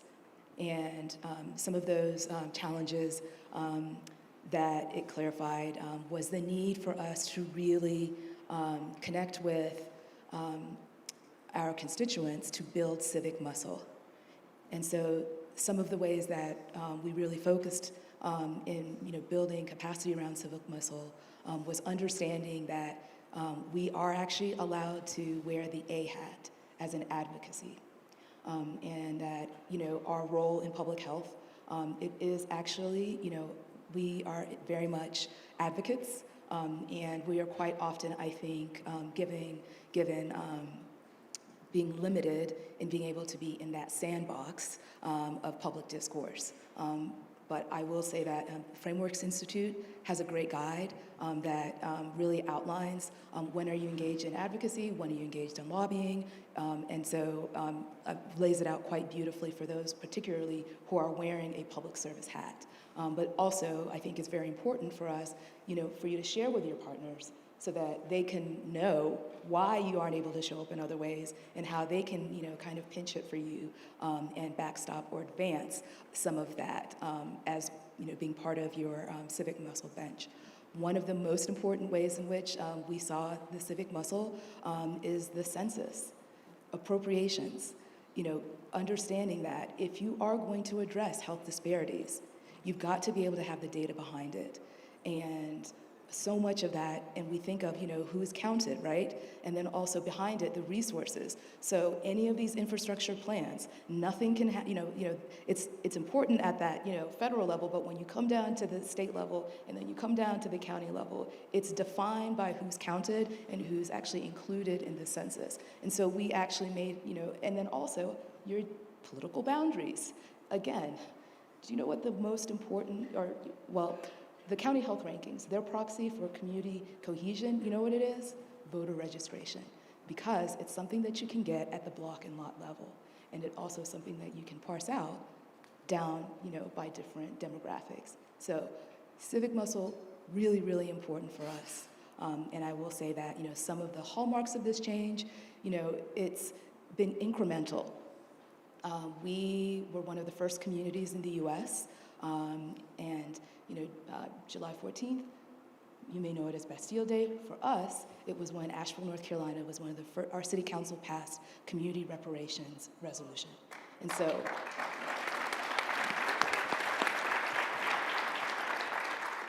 fast forward 2 weeks later, I was really honored to be part of the penning of a resolution around declaring racism a public health and a public safety crisis.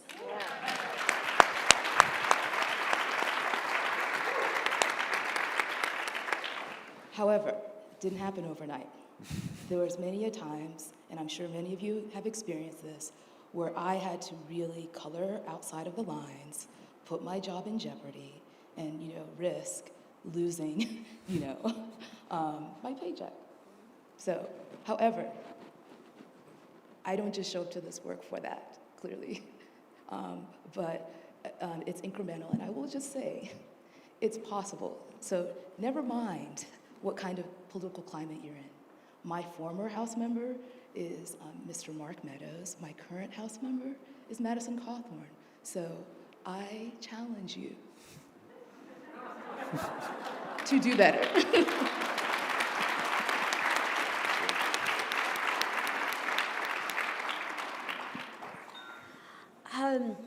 Something that I think we in Leadville and Lake County Build a Generation, that we, right, in the pandemic, it sounds like we all of our organizations had to pivot and do things differently. And so we, like I said, we're community organizing, but we saw a need for direct service. And we partnered with other nonprofits and pivoted into this. So first of all, we saw that there was a need for people needed food, and so we really leaned on our local pantry, our food pantry, and we were pretty much, because we got the privilege to work from home, and letting people know, like, you can sign up for food boxes, and we created this system of volunteers, and here's who's signing the people up that need the food boxes, here's who's going to take the food boxes, and this is all in partnership, like I said, with other nonprofits and St. George, which is our local food pantry. And that is something that we just had never really done before, and so that was a piece of it. And then the other piece was, I was very impressed how we were able to also, again, because of partnerships, bring in funding from some of our different funders that were unrestricted funds for folks that didn't have access to public assistance benefits, whether because of income or assets or documentation. And so this was a whole separate fund that was created with very little restrictions and very little qualifications, I guess, for folks to be able to access these benefits. And then what was really cool is that, so we had a group of folks taking in that information. What do you need help with? It's rent, how much, that kind of information. And then there was a committee that was made up of about 5 of us, I believe. And all the information that we got was, this is the household number, this is how many people, they lost their job, this is what they need. And then we would say yes or no.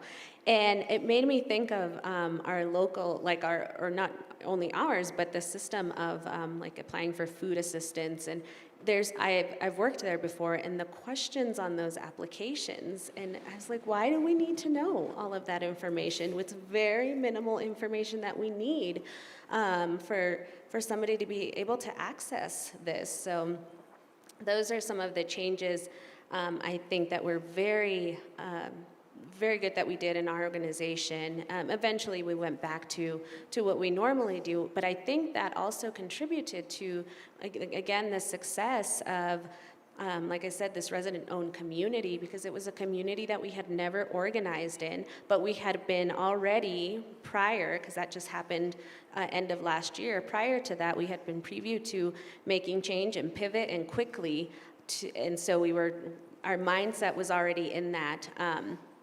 And so we said, okay, well, this is happening in this community. We don't have funding we don't have any of the funding that says we're going to work in this community, but we know how to do this quickly, and that's where the general operating funds always are very helpful, because then we can just go and organize in any community that has a need.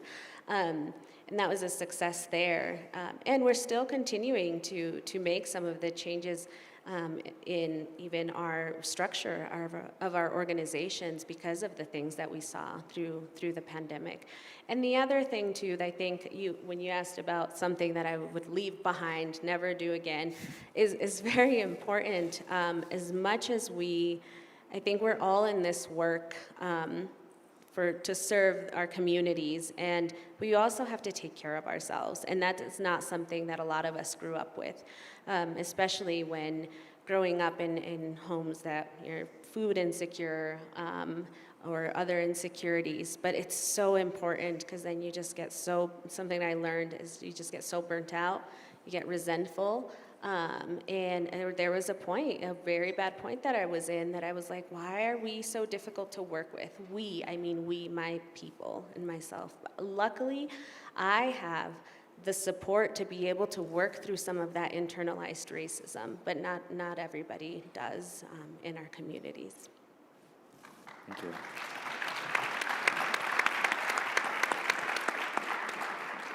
Reminder to folks in the room, if you have a question that you've written down on your note card, please lift it up. My friends will gather those and bring them up to the stage if there's a question that you want to put into this space. One last one I have for each of you is, Zoe mentioned this concept of clarity about the challenges. And I'm curious from, not just the last couple of years, but from your experiences over the course of your life, what has clarified in your head about the tools that you have that are the most powerful for affecting change in community? Yesterday's focus was about the change within and ourselves. Today's focus is about producing change in community. Tomorrow we'll talk about changing systems. But as you think about the clarity that you have about the most powerful tool at your disposal, what comes to mind? Is it something that's traditional and sacred? Is it something new and innovative that you've done? But what have you learned to be a powerful tool?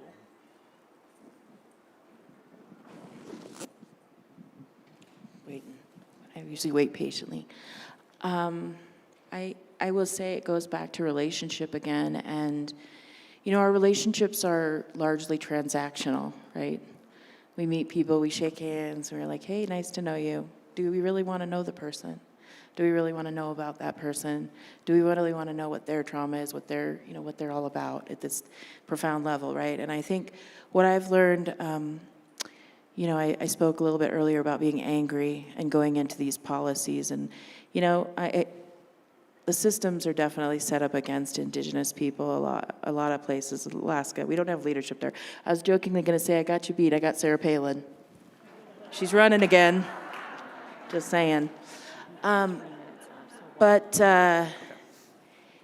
was angry for a long time doing this work. I was angry doing advocacy work. I went to Standing Rock. I'm an activist. I do environmental activism, climate activism, and at the same time, I'm an educator and a teacher, of students. We have our school. I was the education director for a while, and what I've come to realize is that there is a way to have transactional relationships, but there's a way to have meaningful, deep, profound partnerships and relationships. And that is the most sacred, powerful tool I've come across, which is that tool of really curiosity for another and their experiences and what they're all about. And then not so much of how we can benefit from each other, but just how we can learn from each other and be together. Like, I'm very curious of all of these women up here right now. I want to learn so much more. And you, I'm not leaving you out down there. Michael, sorry. But I just, that deep curiosity for people allows you to speak with your heart and connect with people on a different way. When we have council meetings and tough meetings, we first hug heart to heart because we want to connect our hearts before we do the hard work. And that connection with people and partners, I think, is what I've learned is my most powerful tool. And it helps me let go of the anger. And then I can, I think, be heard differently. So I'd say that, similarly, recently have really been intentional to, I'd say, monitor whether or not, I'm engaged in transactional or transformative action. And I think obviously all of us who are in public health have right now been in having to address in this, striving towards transformation, preemption. The equity ceiling continues to be lowered and lowered and lowered.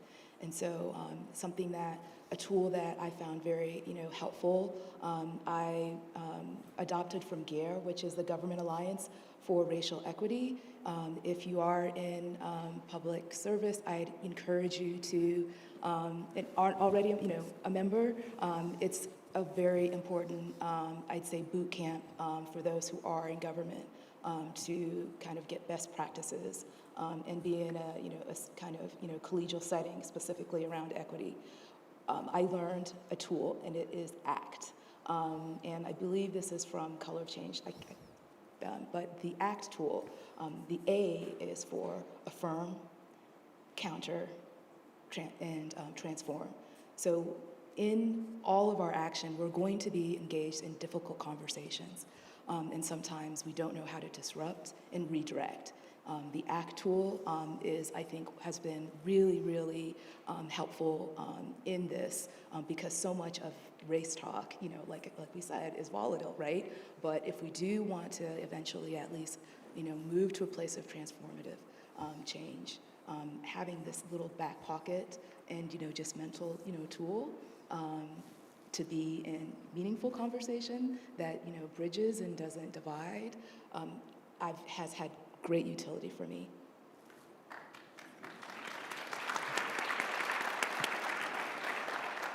And I would echo what Lisa and Zoe both said, but relationships are the most precious tool that we have. And I think of the permaculture creed of earth care, people care, fair share.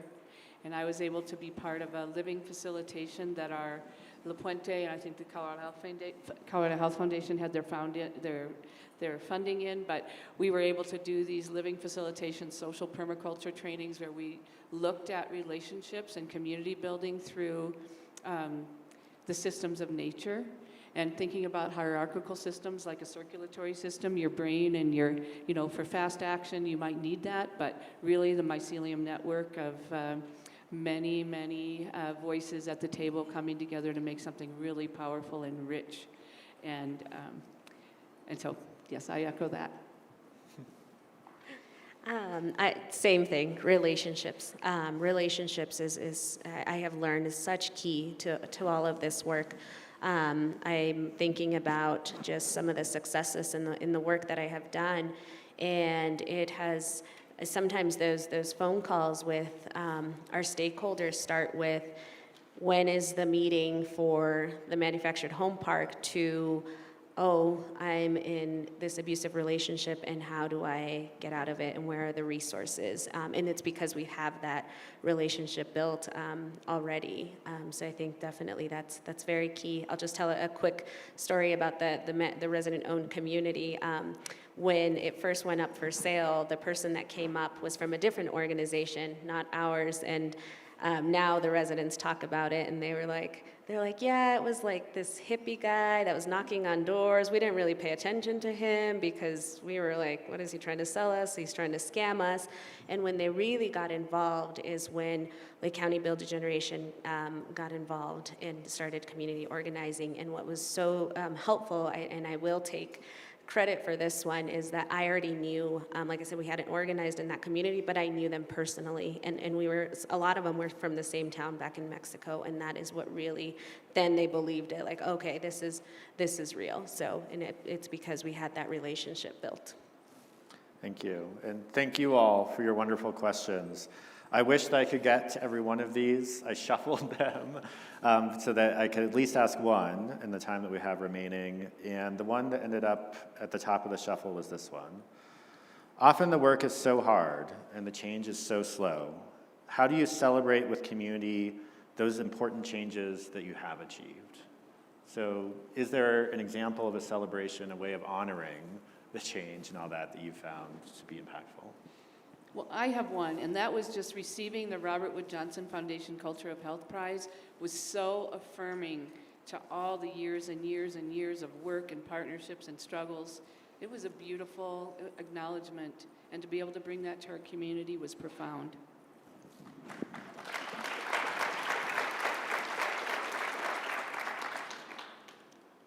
So every year in the springtime, the Culture of Health produces the county health rankings, and if you are among the 500 most populated counties in the U.S., you do have your data that comes out.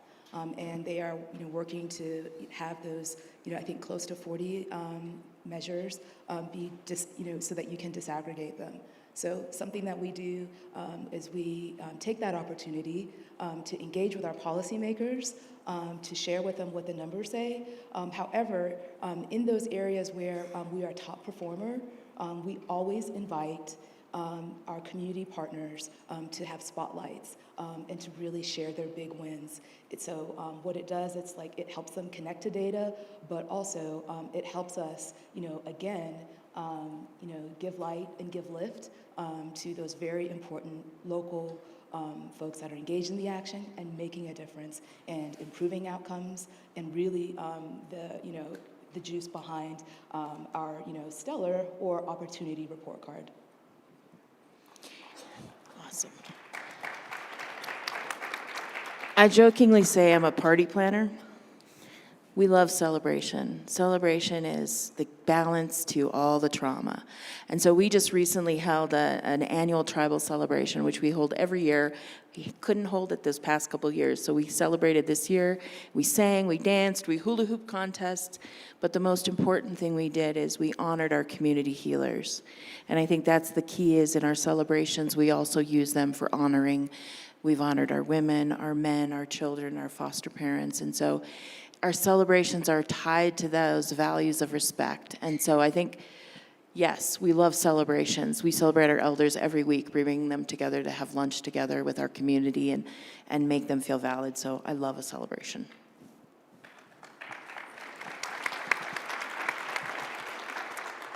I would say the biggest celebrations I think that we have had that our Latinx community really attends have been when there's carne asada and the posadas. Those have been the biggest ones. And even though we don't, we don't say like, hey, we want to celebrate your work. That's what we end up doing. We celebrate the communities that we work within. Thank you. And thank you for that note of celebration. I want to celebrate and thank all of you, not just for being with us here today in this conversation, sharing your important perspective and experience with us, but for the work that you're doing with and in the communities that you came from. So thank you all for this conversation today.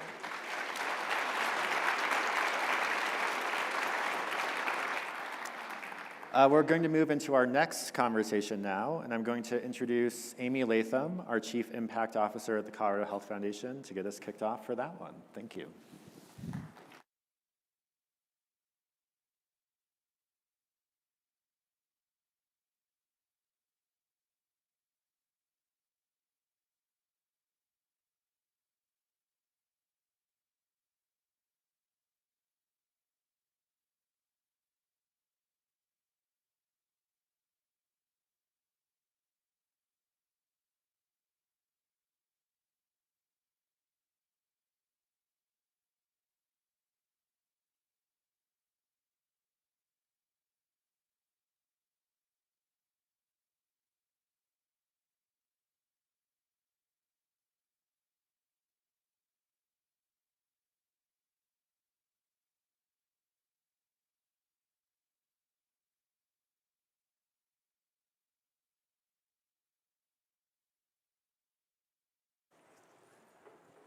All right, good morning, everyone. We are getting ready to start our final session of the morning. It's been a powerful morning, and we have yet another really powerful, and I think it's also going to be a really practical session for us. So as you've heard throughout the day, the theme is community, work that's being done by community for community. Throughout the past couple days, I think a thread that we've heard pulled through a lot of conversations is people's stories. And we're going to hold on this theme of stories right now. We're going to dig in a little bit deeper on the topic of storytelling. And we are going to talk about how we shape our stories, how our stories shape us, how they shape the world that we live in, and how they can actually amplify our impact. And we are very fortunate to be joined today by two very, very talented and very powerful storytellers, Jeff Orlowski-Yang and Tanaya Winder. So I'm going to introduce Tanaya. She's gonna come up. She's gonna share some poetry with us. And then Jeff is going to come up. He's gonna share some reflections about his art, his craft with us. And then we're going to have a conversation, and we're going to invite you all into that conversation as well. So please, as you listen, be thinking about the questions that you have for Jeff and Tanaya. All right, so I'm going to introduce Tanaya Winder. Tanaya's pronouns are she, her. Tanaya is a poet. She's a singer-songwriter. She's a motivational speaker. She comes from an intertribal lineage of Southern Ute, Pyramid Lake Paiute, and Duckwater Shoshone nations, where she is an enrolled citizen. She blends storytelling, singing, and spoken word to teach about different expressions of love and what she calls heart work. Her specialties include youth and women empowerment, healing trauma through art, creative writing workshops, and mental wellness advocacy. Tanaya, will you join me on the stage?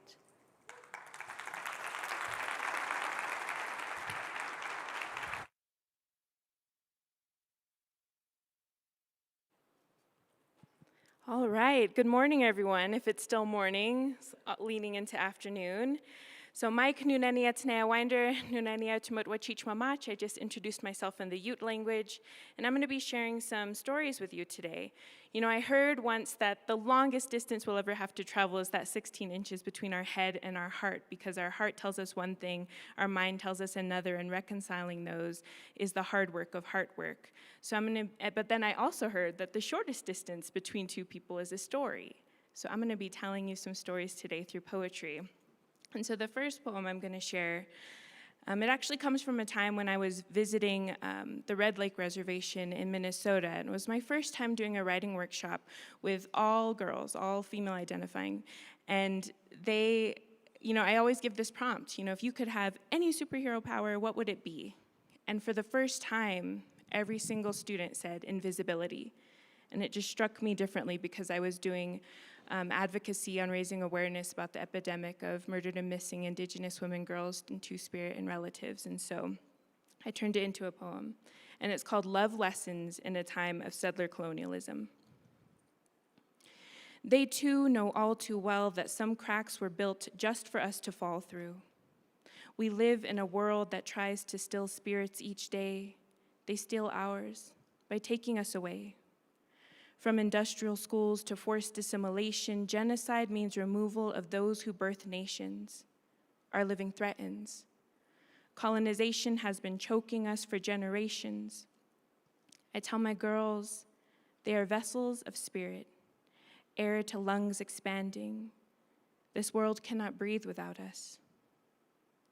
There are days I wish I didn't have to teach these lessons, but as an Indigenous woman, silence is deadening.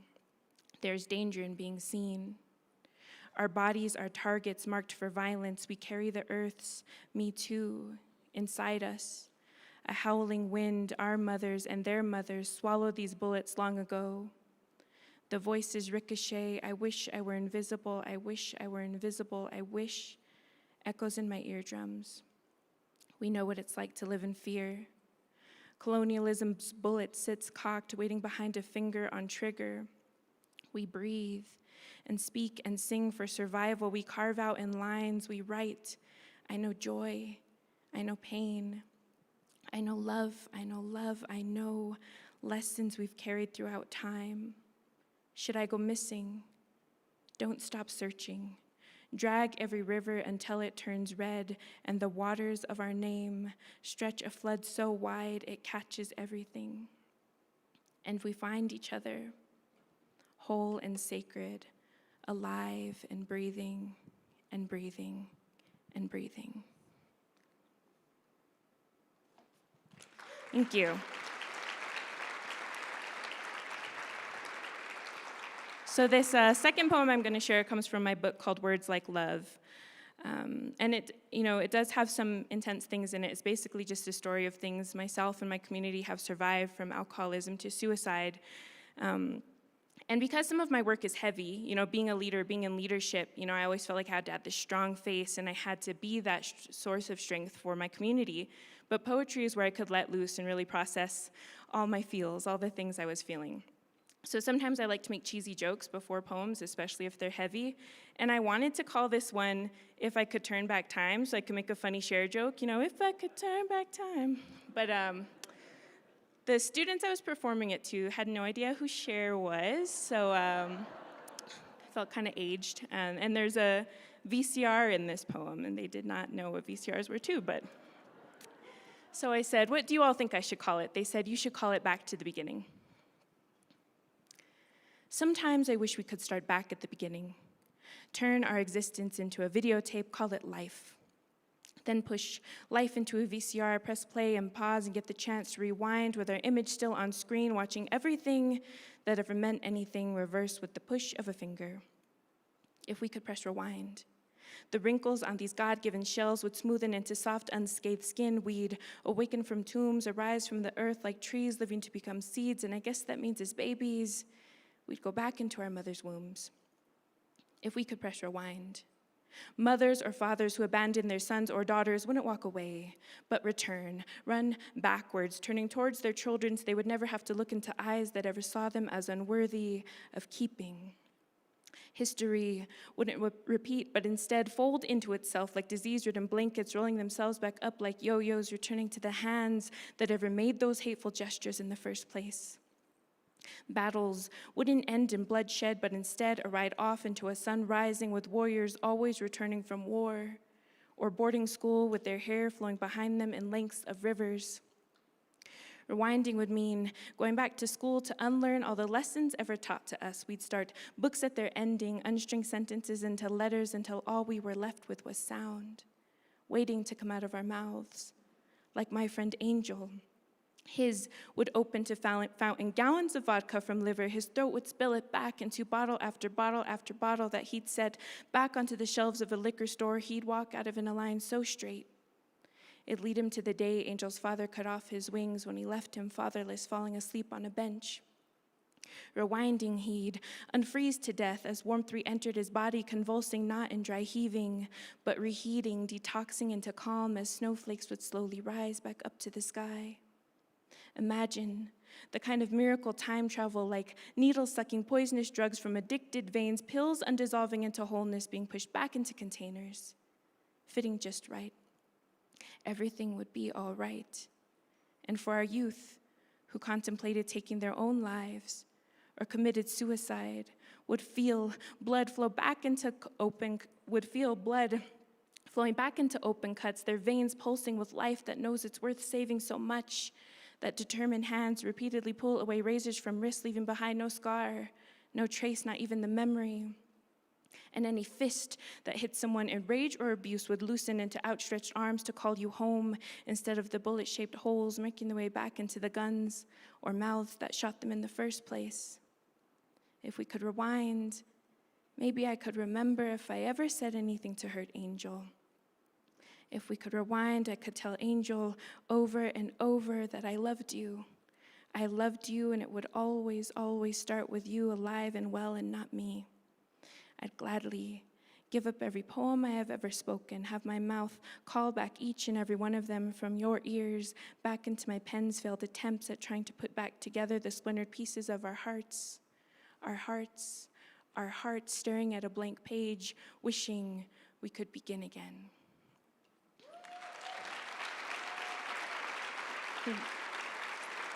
Thank you. But we can't go back to the beginning, but we can begin again each day new. We can start over. Each day gives us that chance. So I'm going to end really quickly with a last poem that hopefully will bring us back up, but it requires your participation. So you guys know that song that goes, you know, you make me want to shout. Okay, you guys are going to do the shouts real quick. We'll practice. You know, you make me want to. Okay, that was like a 4.5. Let's try to get it to 7.3. You know, you make me want to. Okay, awesome. And you guys are going to do the haze too. Hey. Perfect. I'll let you know when we get there. Birds flying high, you know how I feel. Sun in the sky, you know how I feel. Breeze drifting on by, you know how I feel. It's a new dawn, it's a new day, it's a new life, and I'm feeling good. In fact, I feel great to be here with you all today with people who believe in igniting change and have the courage to create. You say you want a revolution. Well, you know, we all want to change the world. And we can. When we come together in common causes or shared beliefs, when we spread our dreams out like wings far enough to defy gravity, because we got the dreamer's disease. We got eyes that don't solely see problems, but seas of solutions, eyes that envision visions of possibilities, even when it feels like the world has left us with razor-thin hope. Never forget, you are the chosen ones. The destiny you have before you is so much bigger than you know. So find that light within you that burns so brightly. If you don't release it, you'll burst at the seams. Find the courage to follow your passion and your dreams. Remember, you are fire, and you cannot make fire feel afraid. So be brave. When it comes to changing the world, we have to stop preaching to the choir and start preaching to the fire that rises against us, the fire that rises within this heart here, these hearts here inside you. You've had everything you've ever needed. So take these words and run with them. Let your heart swell with love that's so expansive it can't hold, but must create something to make the world beautiful. Imagine all the people sharing all the world. And you may say that I'm a dreamer, but I know I'm not the only one who thinks it's uplifting and empowering when voices join together like you make me want to kick my heels up and hey. Hey, I just want you to know that there is no truer way to bring connection between what's inside here and what's out here than by sharing our voices in a universal chorus where each and every person's voice is needed and important. Thank you.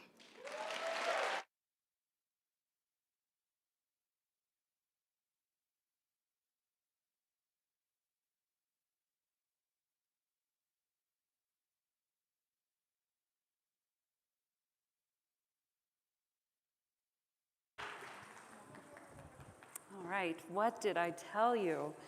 Tanaya, thank you. All right, next I'd like to introduce Jeff Orlowski-Yang. Jeff's pronouns are he, him. Jeff is the founder and president of Exposure Labs, a film and impact production studio that uses stories to change the world. He directed the hit Netflix documentary, The Social Dilemma, and I hear if you watch it, you will promptly delete all your social media accounts, and we'll chat with Jeff about that.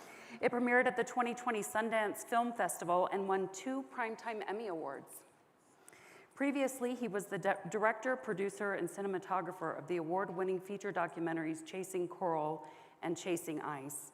He won the 2017 Champion of the Earth Award, which is the UN's highest environmental honor. Jeff, please come on up.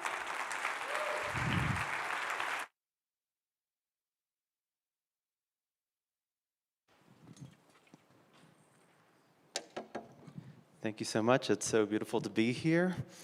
Can we have another round of applause for Tanaya? So spectacular. Excited to talk with you afterwards. We're living through a time of immense change. I think we feel it in countless ways now. We feel it in our daily lives. We feel it in this room. We feel it at home, at work, in all these different environments. I spend so much of my time thinking about stories, thinking about the stories that we need in society right now. What stories are going to guide us, nudge us, push us, force us into a different direction? How do we leverage and use storytelling to make the change that we want to see in the world? I believe that stories are just such a deep, fundamental part of humanity. We are all, not everybody's a good storyteller, but we're all good story absorbers. We all know how to receive a story, to suck it in. I think that's deeply ingrained in our humanity. It's what has helped us survive through hundreds of thousands of years of evolution. How many of you in this room feel like over the last day or two there have been conversations that have maybe pushed you a little bit outside of your comfort zone or made you reflect on your own thoughts or assumptions or values? How many people might feel a little nudged outside? Great, cool. How many of you feel like maybe we're not going far enough? We need to push harder. We need to push more aggressively. That's a bunch of hands. Great. I appreciate that both of those lenses exist in this room right now, and for me, I think that's the sweet spot of how we actually move and change culture, that we have to shift. You've got this huge spectrum, and we're moving it in a particular direction, and at both ends and at both fringes, there's always going to be discomfort. And recognizing that and honoring that means that we're moving in the right direction. It means that we're moving towards progress. Progress is chaotic. It's challenging. Transformation is challenging.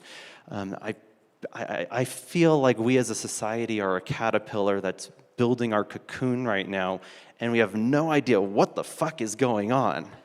And we're all like, wait a second, like, a caterpillar literally dissolves itself and breaks itself down into goo to come out of the other side in a different transformed version of itself that I think is a pretty beautiful version when it comes out the other side. That's what I feel like we're experiencing at scale right now, and it's confusing, and it's messy, and it's challenging, but I honor and recognize the challenging conversations, the vulnerability on the stage, the intention in this room to seek out this type of change, to seek out the progress that we're looking for. With the social dilemma, we spent a lot of time exploring and studying misinformation, how social media works, how filter bubbles work, how algorithms work.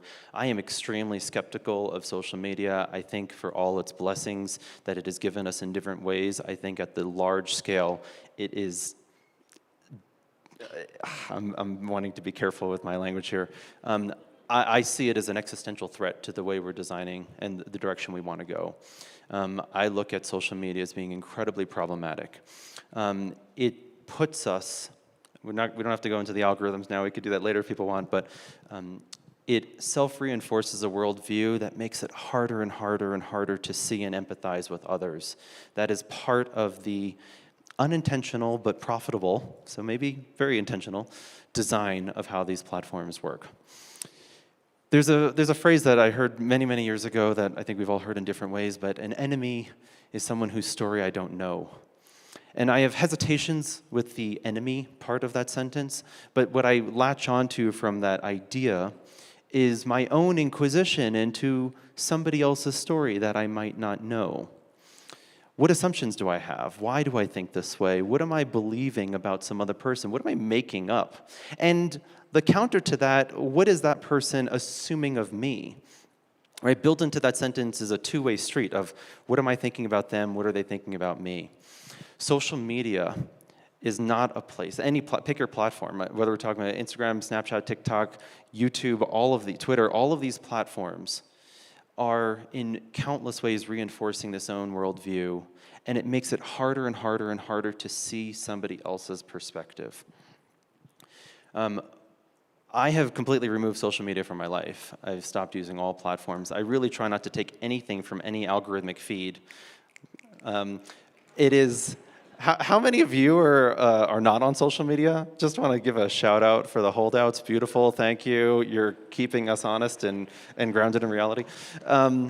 I say that in jest, but I say that in seriousness, in that to be able to critique the system and understand the system, we sort of need to have some separation from it. That applies at many layers, but I think with social media, it's really, really key. And what I want to invite here for all of us is just this question of how do I seek out and explore those stories that I don't know? And how do I share my story that others might not know? And it's my personal belief that that is one step amongst many steps that we need to fight to build towards a more inclusive, sustainable, regenerative world that we're hoping to build towards, this transformation that we need to push ourselves through. I think within the world of healthcare and post-Roe, it's been a very interesting and challenging time over the last couple of weeks.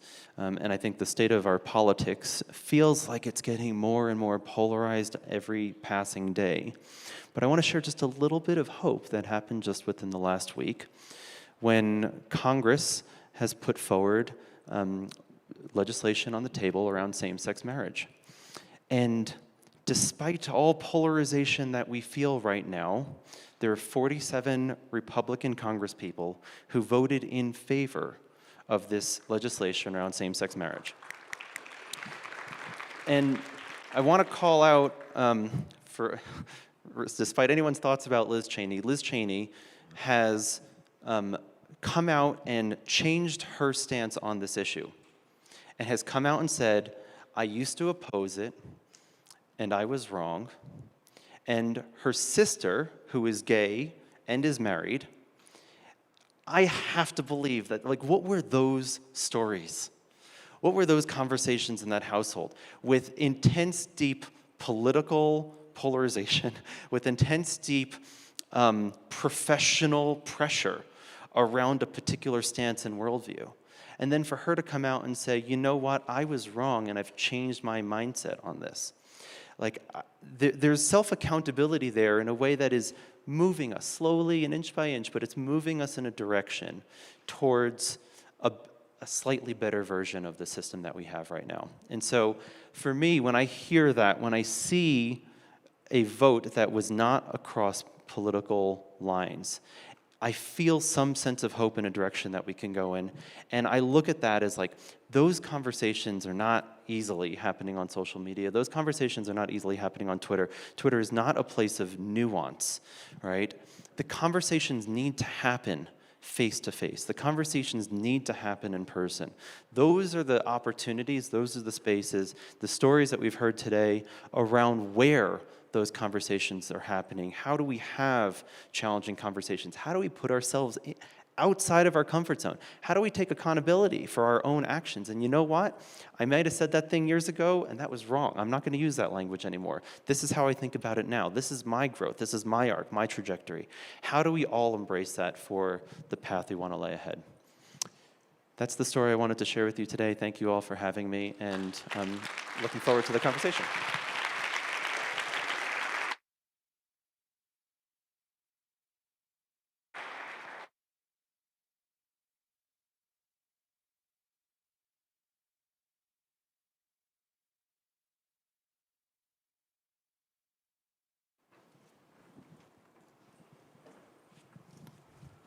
Jeff, thank you so much.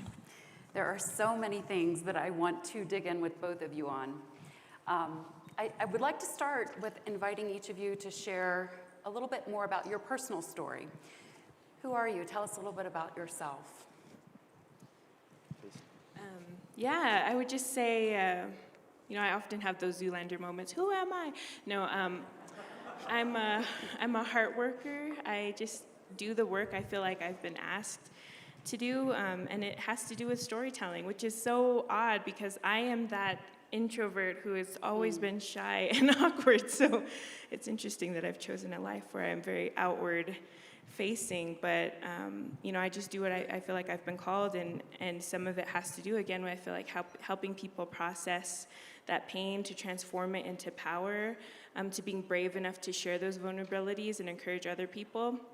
I always like to say, I am not the smartest or most talented person in my tribe or community or even my family, but I put myself out there because I hope that everybody has a voice in this story that's worth sharing, and maybe it's not meant for your thousands of followers, maybe it's just meant for your family, like the example Jeff gave about changing the sister's point of view. I think everybody has that power to be able to transform. Everybody has that fire, and I hope that by putting myself out there and sharing, like, people say, like, hey, that's just like me. I have tons of stories just like her. Why is she up on that stage? You can be up on the stage too. So that's a little bit about me. Yeah, I'm beautiful. I was born and raised in Staten Island, New York. My mom is Chinese from Taiwan. My dad is descendant of immigrants on his side, and I grew up always both being part of and not part of different communities. It's been this interesting thing as a half Asian. In college, we actually had a group called, it was like the Hapa group. It was all just half Asians. And we had our own identity around, like, we don't really belong, or we're always sort of invited in different spaces. And I think I've been reflecting on that more recently, just like the nuance of navigating the world in that way. For me, I think for me, it's given me, hopefully, I'd like to look at it in a positive lens around a bridge building skill set, around being able to see and empathize with different perspectives that hopefully I can share and relate with. And that's something that I find beautiful and powerful, and something that I share with similar friends with similar identities. And all of that has led me to, I grew up with a real passion for photography, and I always wanted to be a Nat Geo photographer growing up. I would cut out every photo in every magazine and paste it on my wall.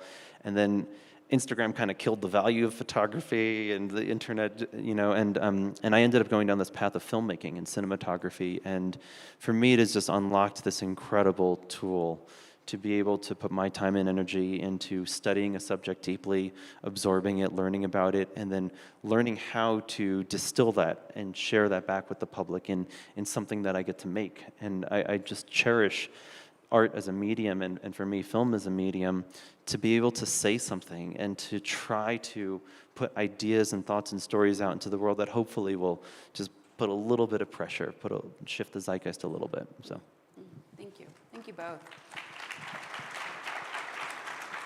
I could ask questions all day. I do want to encourage folks in the audience who have questions, jot them down on those index cards, pass them to the aisles. Our team members will be circulating and picking those up, and hope to get to a few of those. I want to dig in a little bit about today's theme, which is about community, and talk about how storytelling changes community.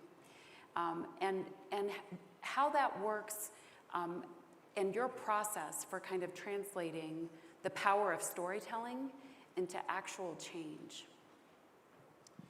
Yeah, I would say the thing that comes to my mind is just around mental health and around suicide prevention. I put myself out there, I tell my stories, then I've been able to connect with others who have similar stories from different Indigenous communities. So then I created an artist collective called Dream Warriors with Indigenous artists, and we'll travel to different reservations throughout the country, and we would speak, we would perform, because we all have those different modalities. We would do storytelling, and then we would do spoken word, or we would do music, and it all just depends on how can we connect with the community, how can we connect with our audience, and then that's how it started. But then taking the next step, we would do songwriting workshops or poetry writing workshops to help give that outlet that, storytelling is medicine, music is medicine, poetry is medicine, and those are the things that helped us survive and heal. So we passed that on, and then next thing you know, a tribal behavioral health center is bringing us in to do a grant to help do a suicide prevention summit for their community. And so I've seen it bring change in getting more funding and more resources. And I had heard earlier they were talking about transactional versus transformational, and we tried not to be, helicopter artists, just come in, see, and then leave. But we'll maintain these relationships. And so the Southern Ute community, which through a Colorado Health Foundation grant has brought us year after year to teach students music and poetry, and it's been awesome seeing some of them continue. They still share, they still do music, some of them do videography, photography. It's been really beautiful to see that change, and now it leading to getting out there more. I'm invited to be a consultant for this organization where, because I don't want to be the person you have to come to our community. It's no, you all can get those skills too to teach and do the workshops yourself. So now I am teaching others how to do the writing workshops that I do and that we do, and I really just see it building this awesome army of amazing healing warriors to be able to help shift and give mental health the significance and the care and attention that it needs. Thank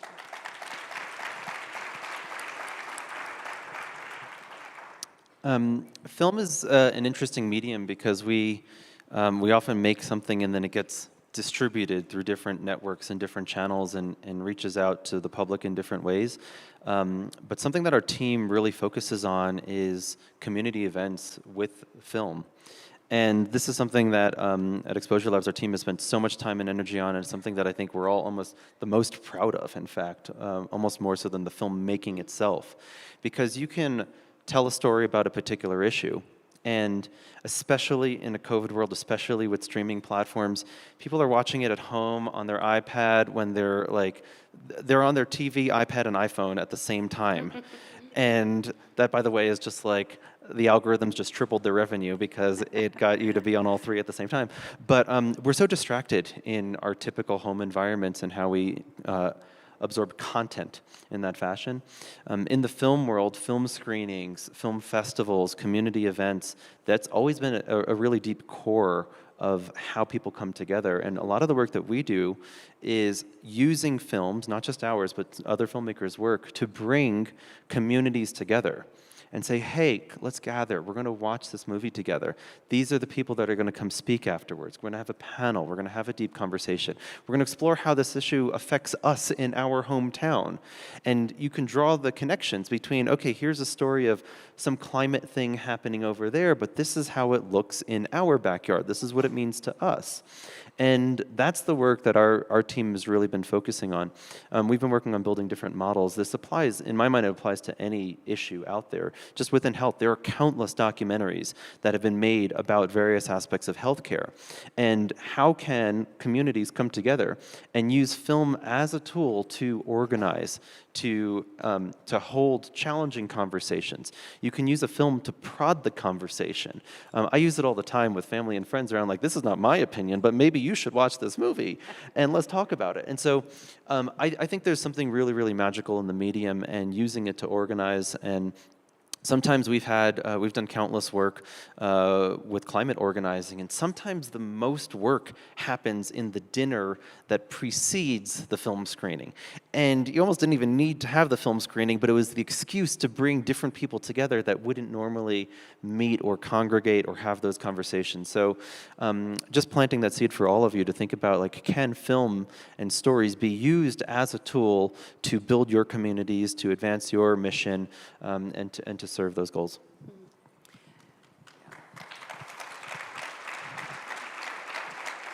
And Jeff, a follow-up on that. You mentioned misinformation in your remarks, and I'm just curious about, have you seen that approach effective in dislodging or countering misinformation when you can gather people together, screen a film, have the dialogue? I feel like years ago, I didn't have an opinion on countless things. There are so many things where it's like, oh, I genuinely don't have a stance on that. I should trust an expert. And now that's like all friggin', like everybody has a deep-seated opinion on everything. And in part, the algorithms have literally tested your stance on every single thing. It has thrown a spectrum of views about every political possible issue, anything that's remotely divisive, and figured out, oh, you land on this side of this issue, and you land on this side of this other issue. And we live in this age now where we have a hard time trusting or even discerning what is true, right? The whole post-truth worldview, and that then gets manipulated, that gets weaponized by powers that be that want to weaponize it in particular ways. And so we're stuck in this massive misinformation filter that goes through the internet. I sort of joke sometimes with friends like, oh, you're on social media. I won't trust anything you think about any issue. Like, I say that jokingly, but it's like, how do you know what you know about anything? Why do you believe what you believe?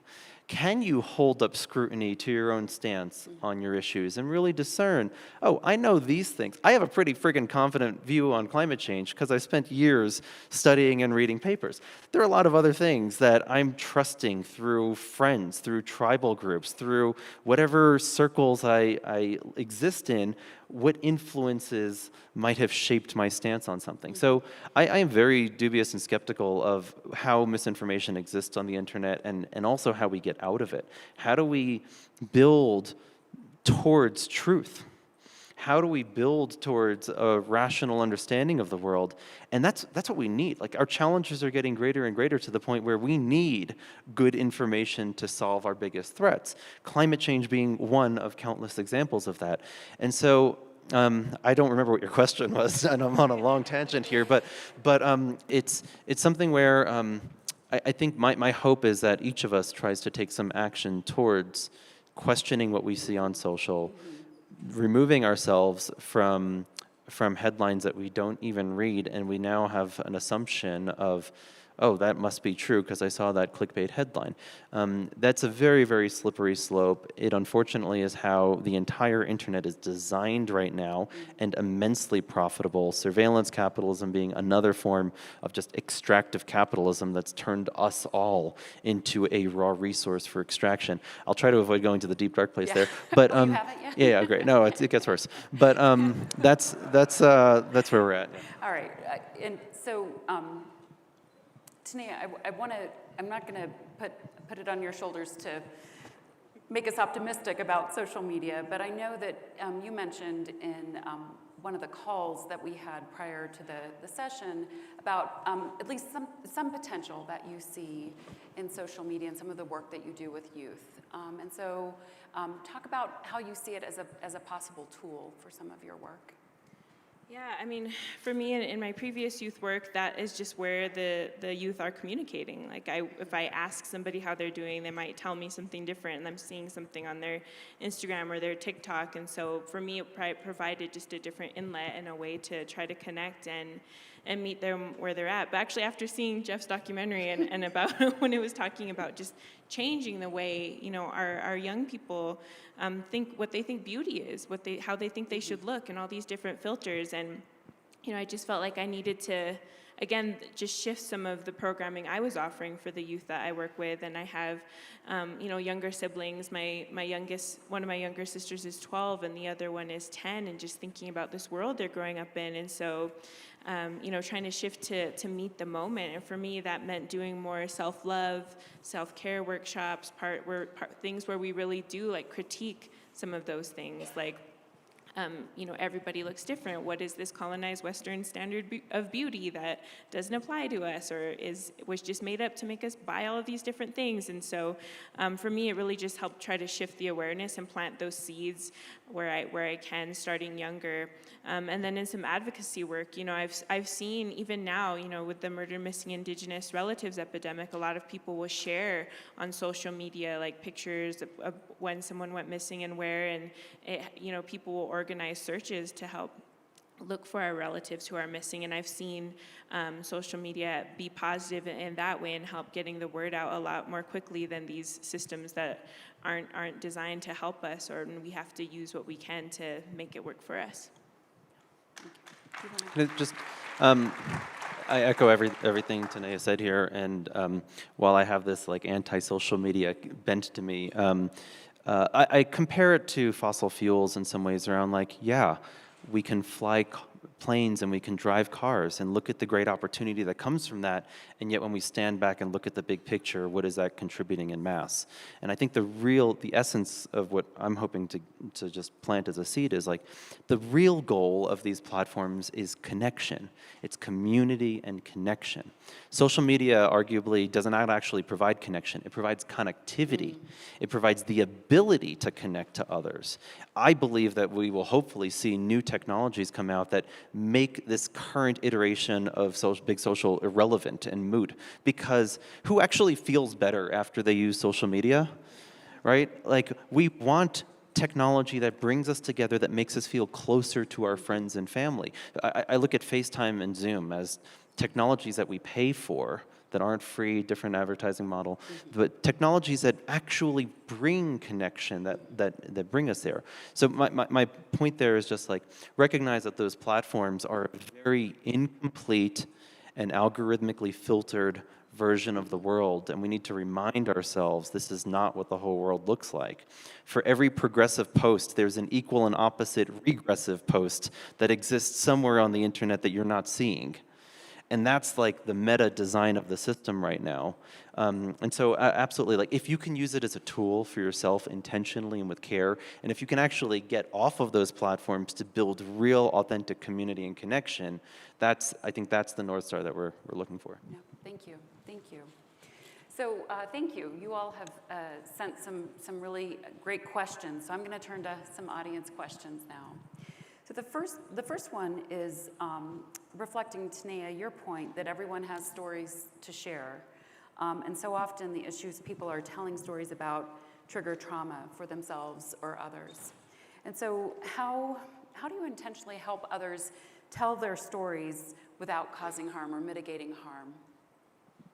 Yeah, with great care. Every time I enter a space, I always try to have that mentality of a doctor, do no harm, and to leave a place and hopefully people in a better place than when we met and interacted. But definitely, I feel like when it comes to writing and when I can spend time with people, I always just am very intentional about having a grounding and then like mindfulness, breathing, and then ending with the grounding, but also just telling people, your story is yours. You can choose what you want to keep private. You can choose what you want to share and what you're ready to share and what you're not ready to share.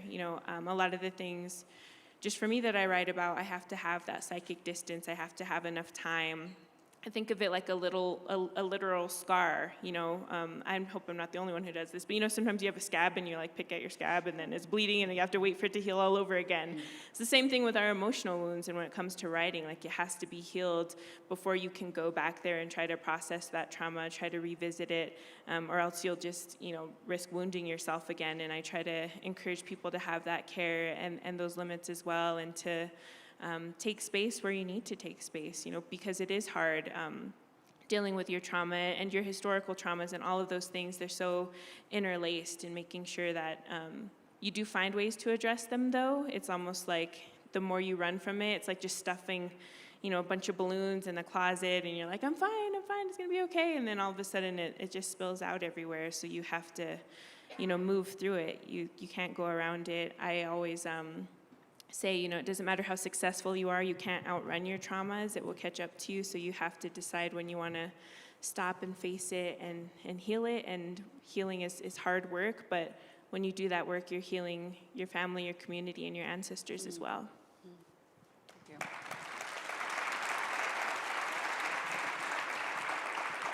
you. Just to add one small thing there, part of that also is it a safe space on the receiving end? Like, are the people who are receiving the story showing up and honoring and providing a welcoming space for a story to be shared? Nobody wants to share a story to somebody that's just going to bounce off or deflect or go into a void. So that's another two-way street there of like, can you honor the story in somebody else by genuinely being there to receive it? Yeah, thank you both.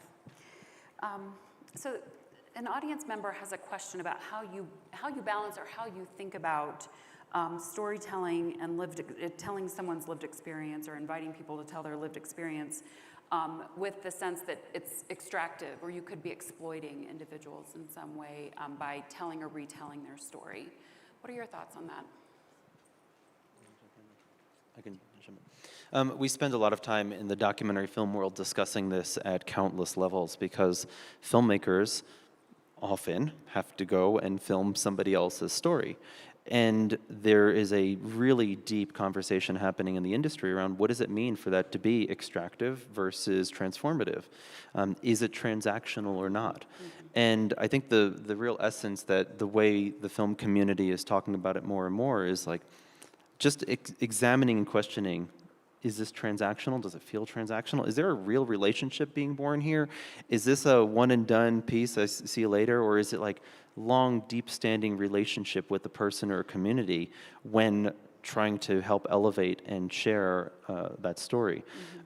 So the way I look at it, just trying to summarize that, it's like, if you're going in with intentions for real relationship and real connection, I think you can go in looking with confidence that I am not intending this to be transactional or extractive. I am here as an ally. I'm here wanting to show up. I'm here wanting to elevate this person's story, and to that I would use as a North Star, I'd say. Yeah. That question just made me think of my whole MFA experience, where we would always read books written by white people about brown communities. And, for me, I think it's all about consent as well. I've had people in my community tell me things and ask me to write about it, but for me, writing and storytelling, it's so spiritual. I will pray, I will smudge before I write, because it is ceremony to me and it is sacred. And my mom always says words are seeds, and you have to be careful of the seeds you plant, because it's going to take root, it's going to take life. And so I am very careful in thinking about what I write about and why I'm writing it and who's it for. And if I do have permission to incorporate someone else's experience. I will change names, I will do things to protect people, but I never, I tried my best not to exploit or get into that mode of extraction because it just doesn't have good energy, and I always have to think, is this my story to tell? And if it's not, then I don't need to tell it. Thank you. All right, with the few minutes that we have left, I have some questions that were posed to each of you individually. So, Jeff, I want to start with you, and an audience member is curious what your next project is going to be. I wish I could tell you. But our team, we're working on a whole slate of 5 years worth of stories that all in various ways distill down to how do we accelerate this great transformation, this great shift in consciousness and zeitgeist that we're in right now, and kind of the themes that I spoke to earlier. I look at it as my mission in the stories that we're telling to using various levers for various audiences in different ways. How do we continue to push that transformation? Tanaya, someone is curious about if you have any storytelling that you could point us to that really is affecting change for missing and murdered Indigenous people, affecting that issue generally. So anything that you could share? I can't think of anything right now, like in our current present time. But I will say that a few years ago, several friends and colleagues, one of them is here actually, we started an earring exhibit called Sing Our Rivers Red to help raise awareness about murdered and missing Indigenous women. And so many people came together for that. And sometimes I'll often leap without fully thinking things through. And when we put out the call for the earrings, people not only sent earrings, but they sent this earring is for this person in my community. This is how this person went missing, and those then became a part of the exhibit. And just all of those stories, that exhibit traveled for 4 years throughout the country. And I know people started more exhibits after that. Now it's something that everybody.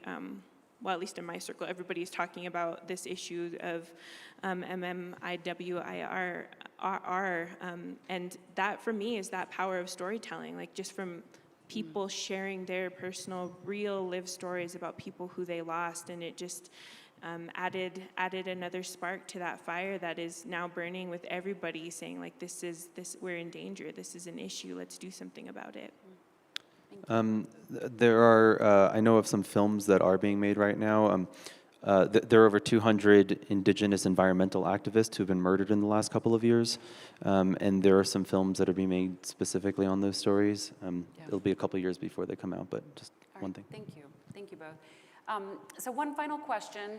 The room is filled with folks who are working in their communities to affect positive change, and what words of advice, encouragement, wisdom would you want to leave this group with regarding the power and potential of storytelling in their work?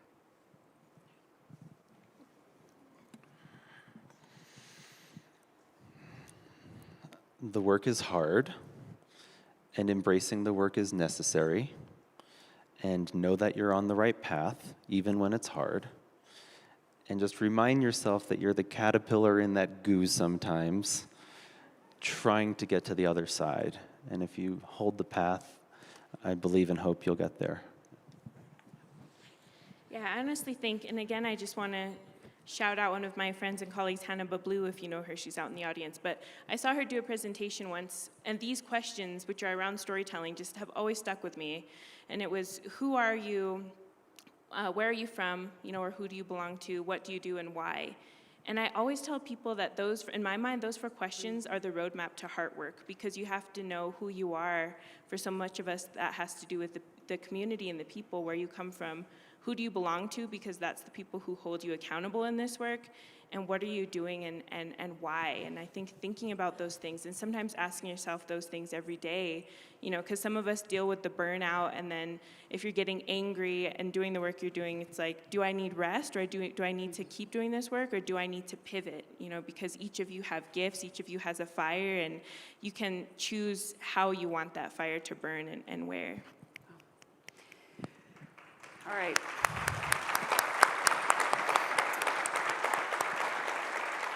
So I want to thank you both for being with us today, for sharing your stories, for sharing your, again, wisdom about the art of storytelling. Please join me again in thanking Jeff and Tanaya.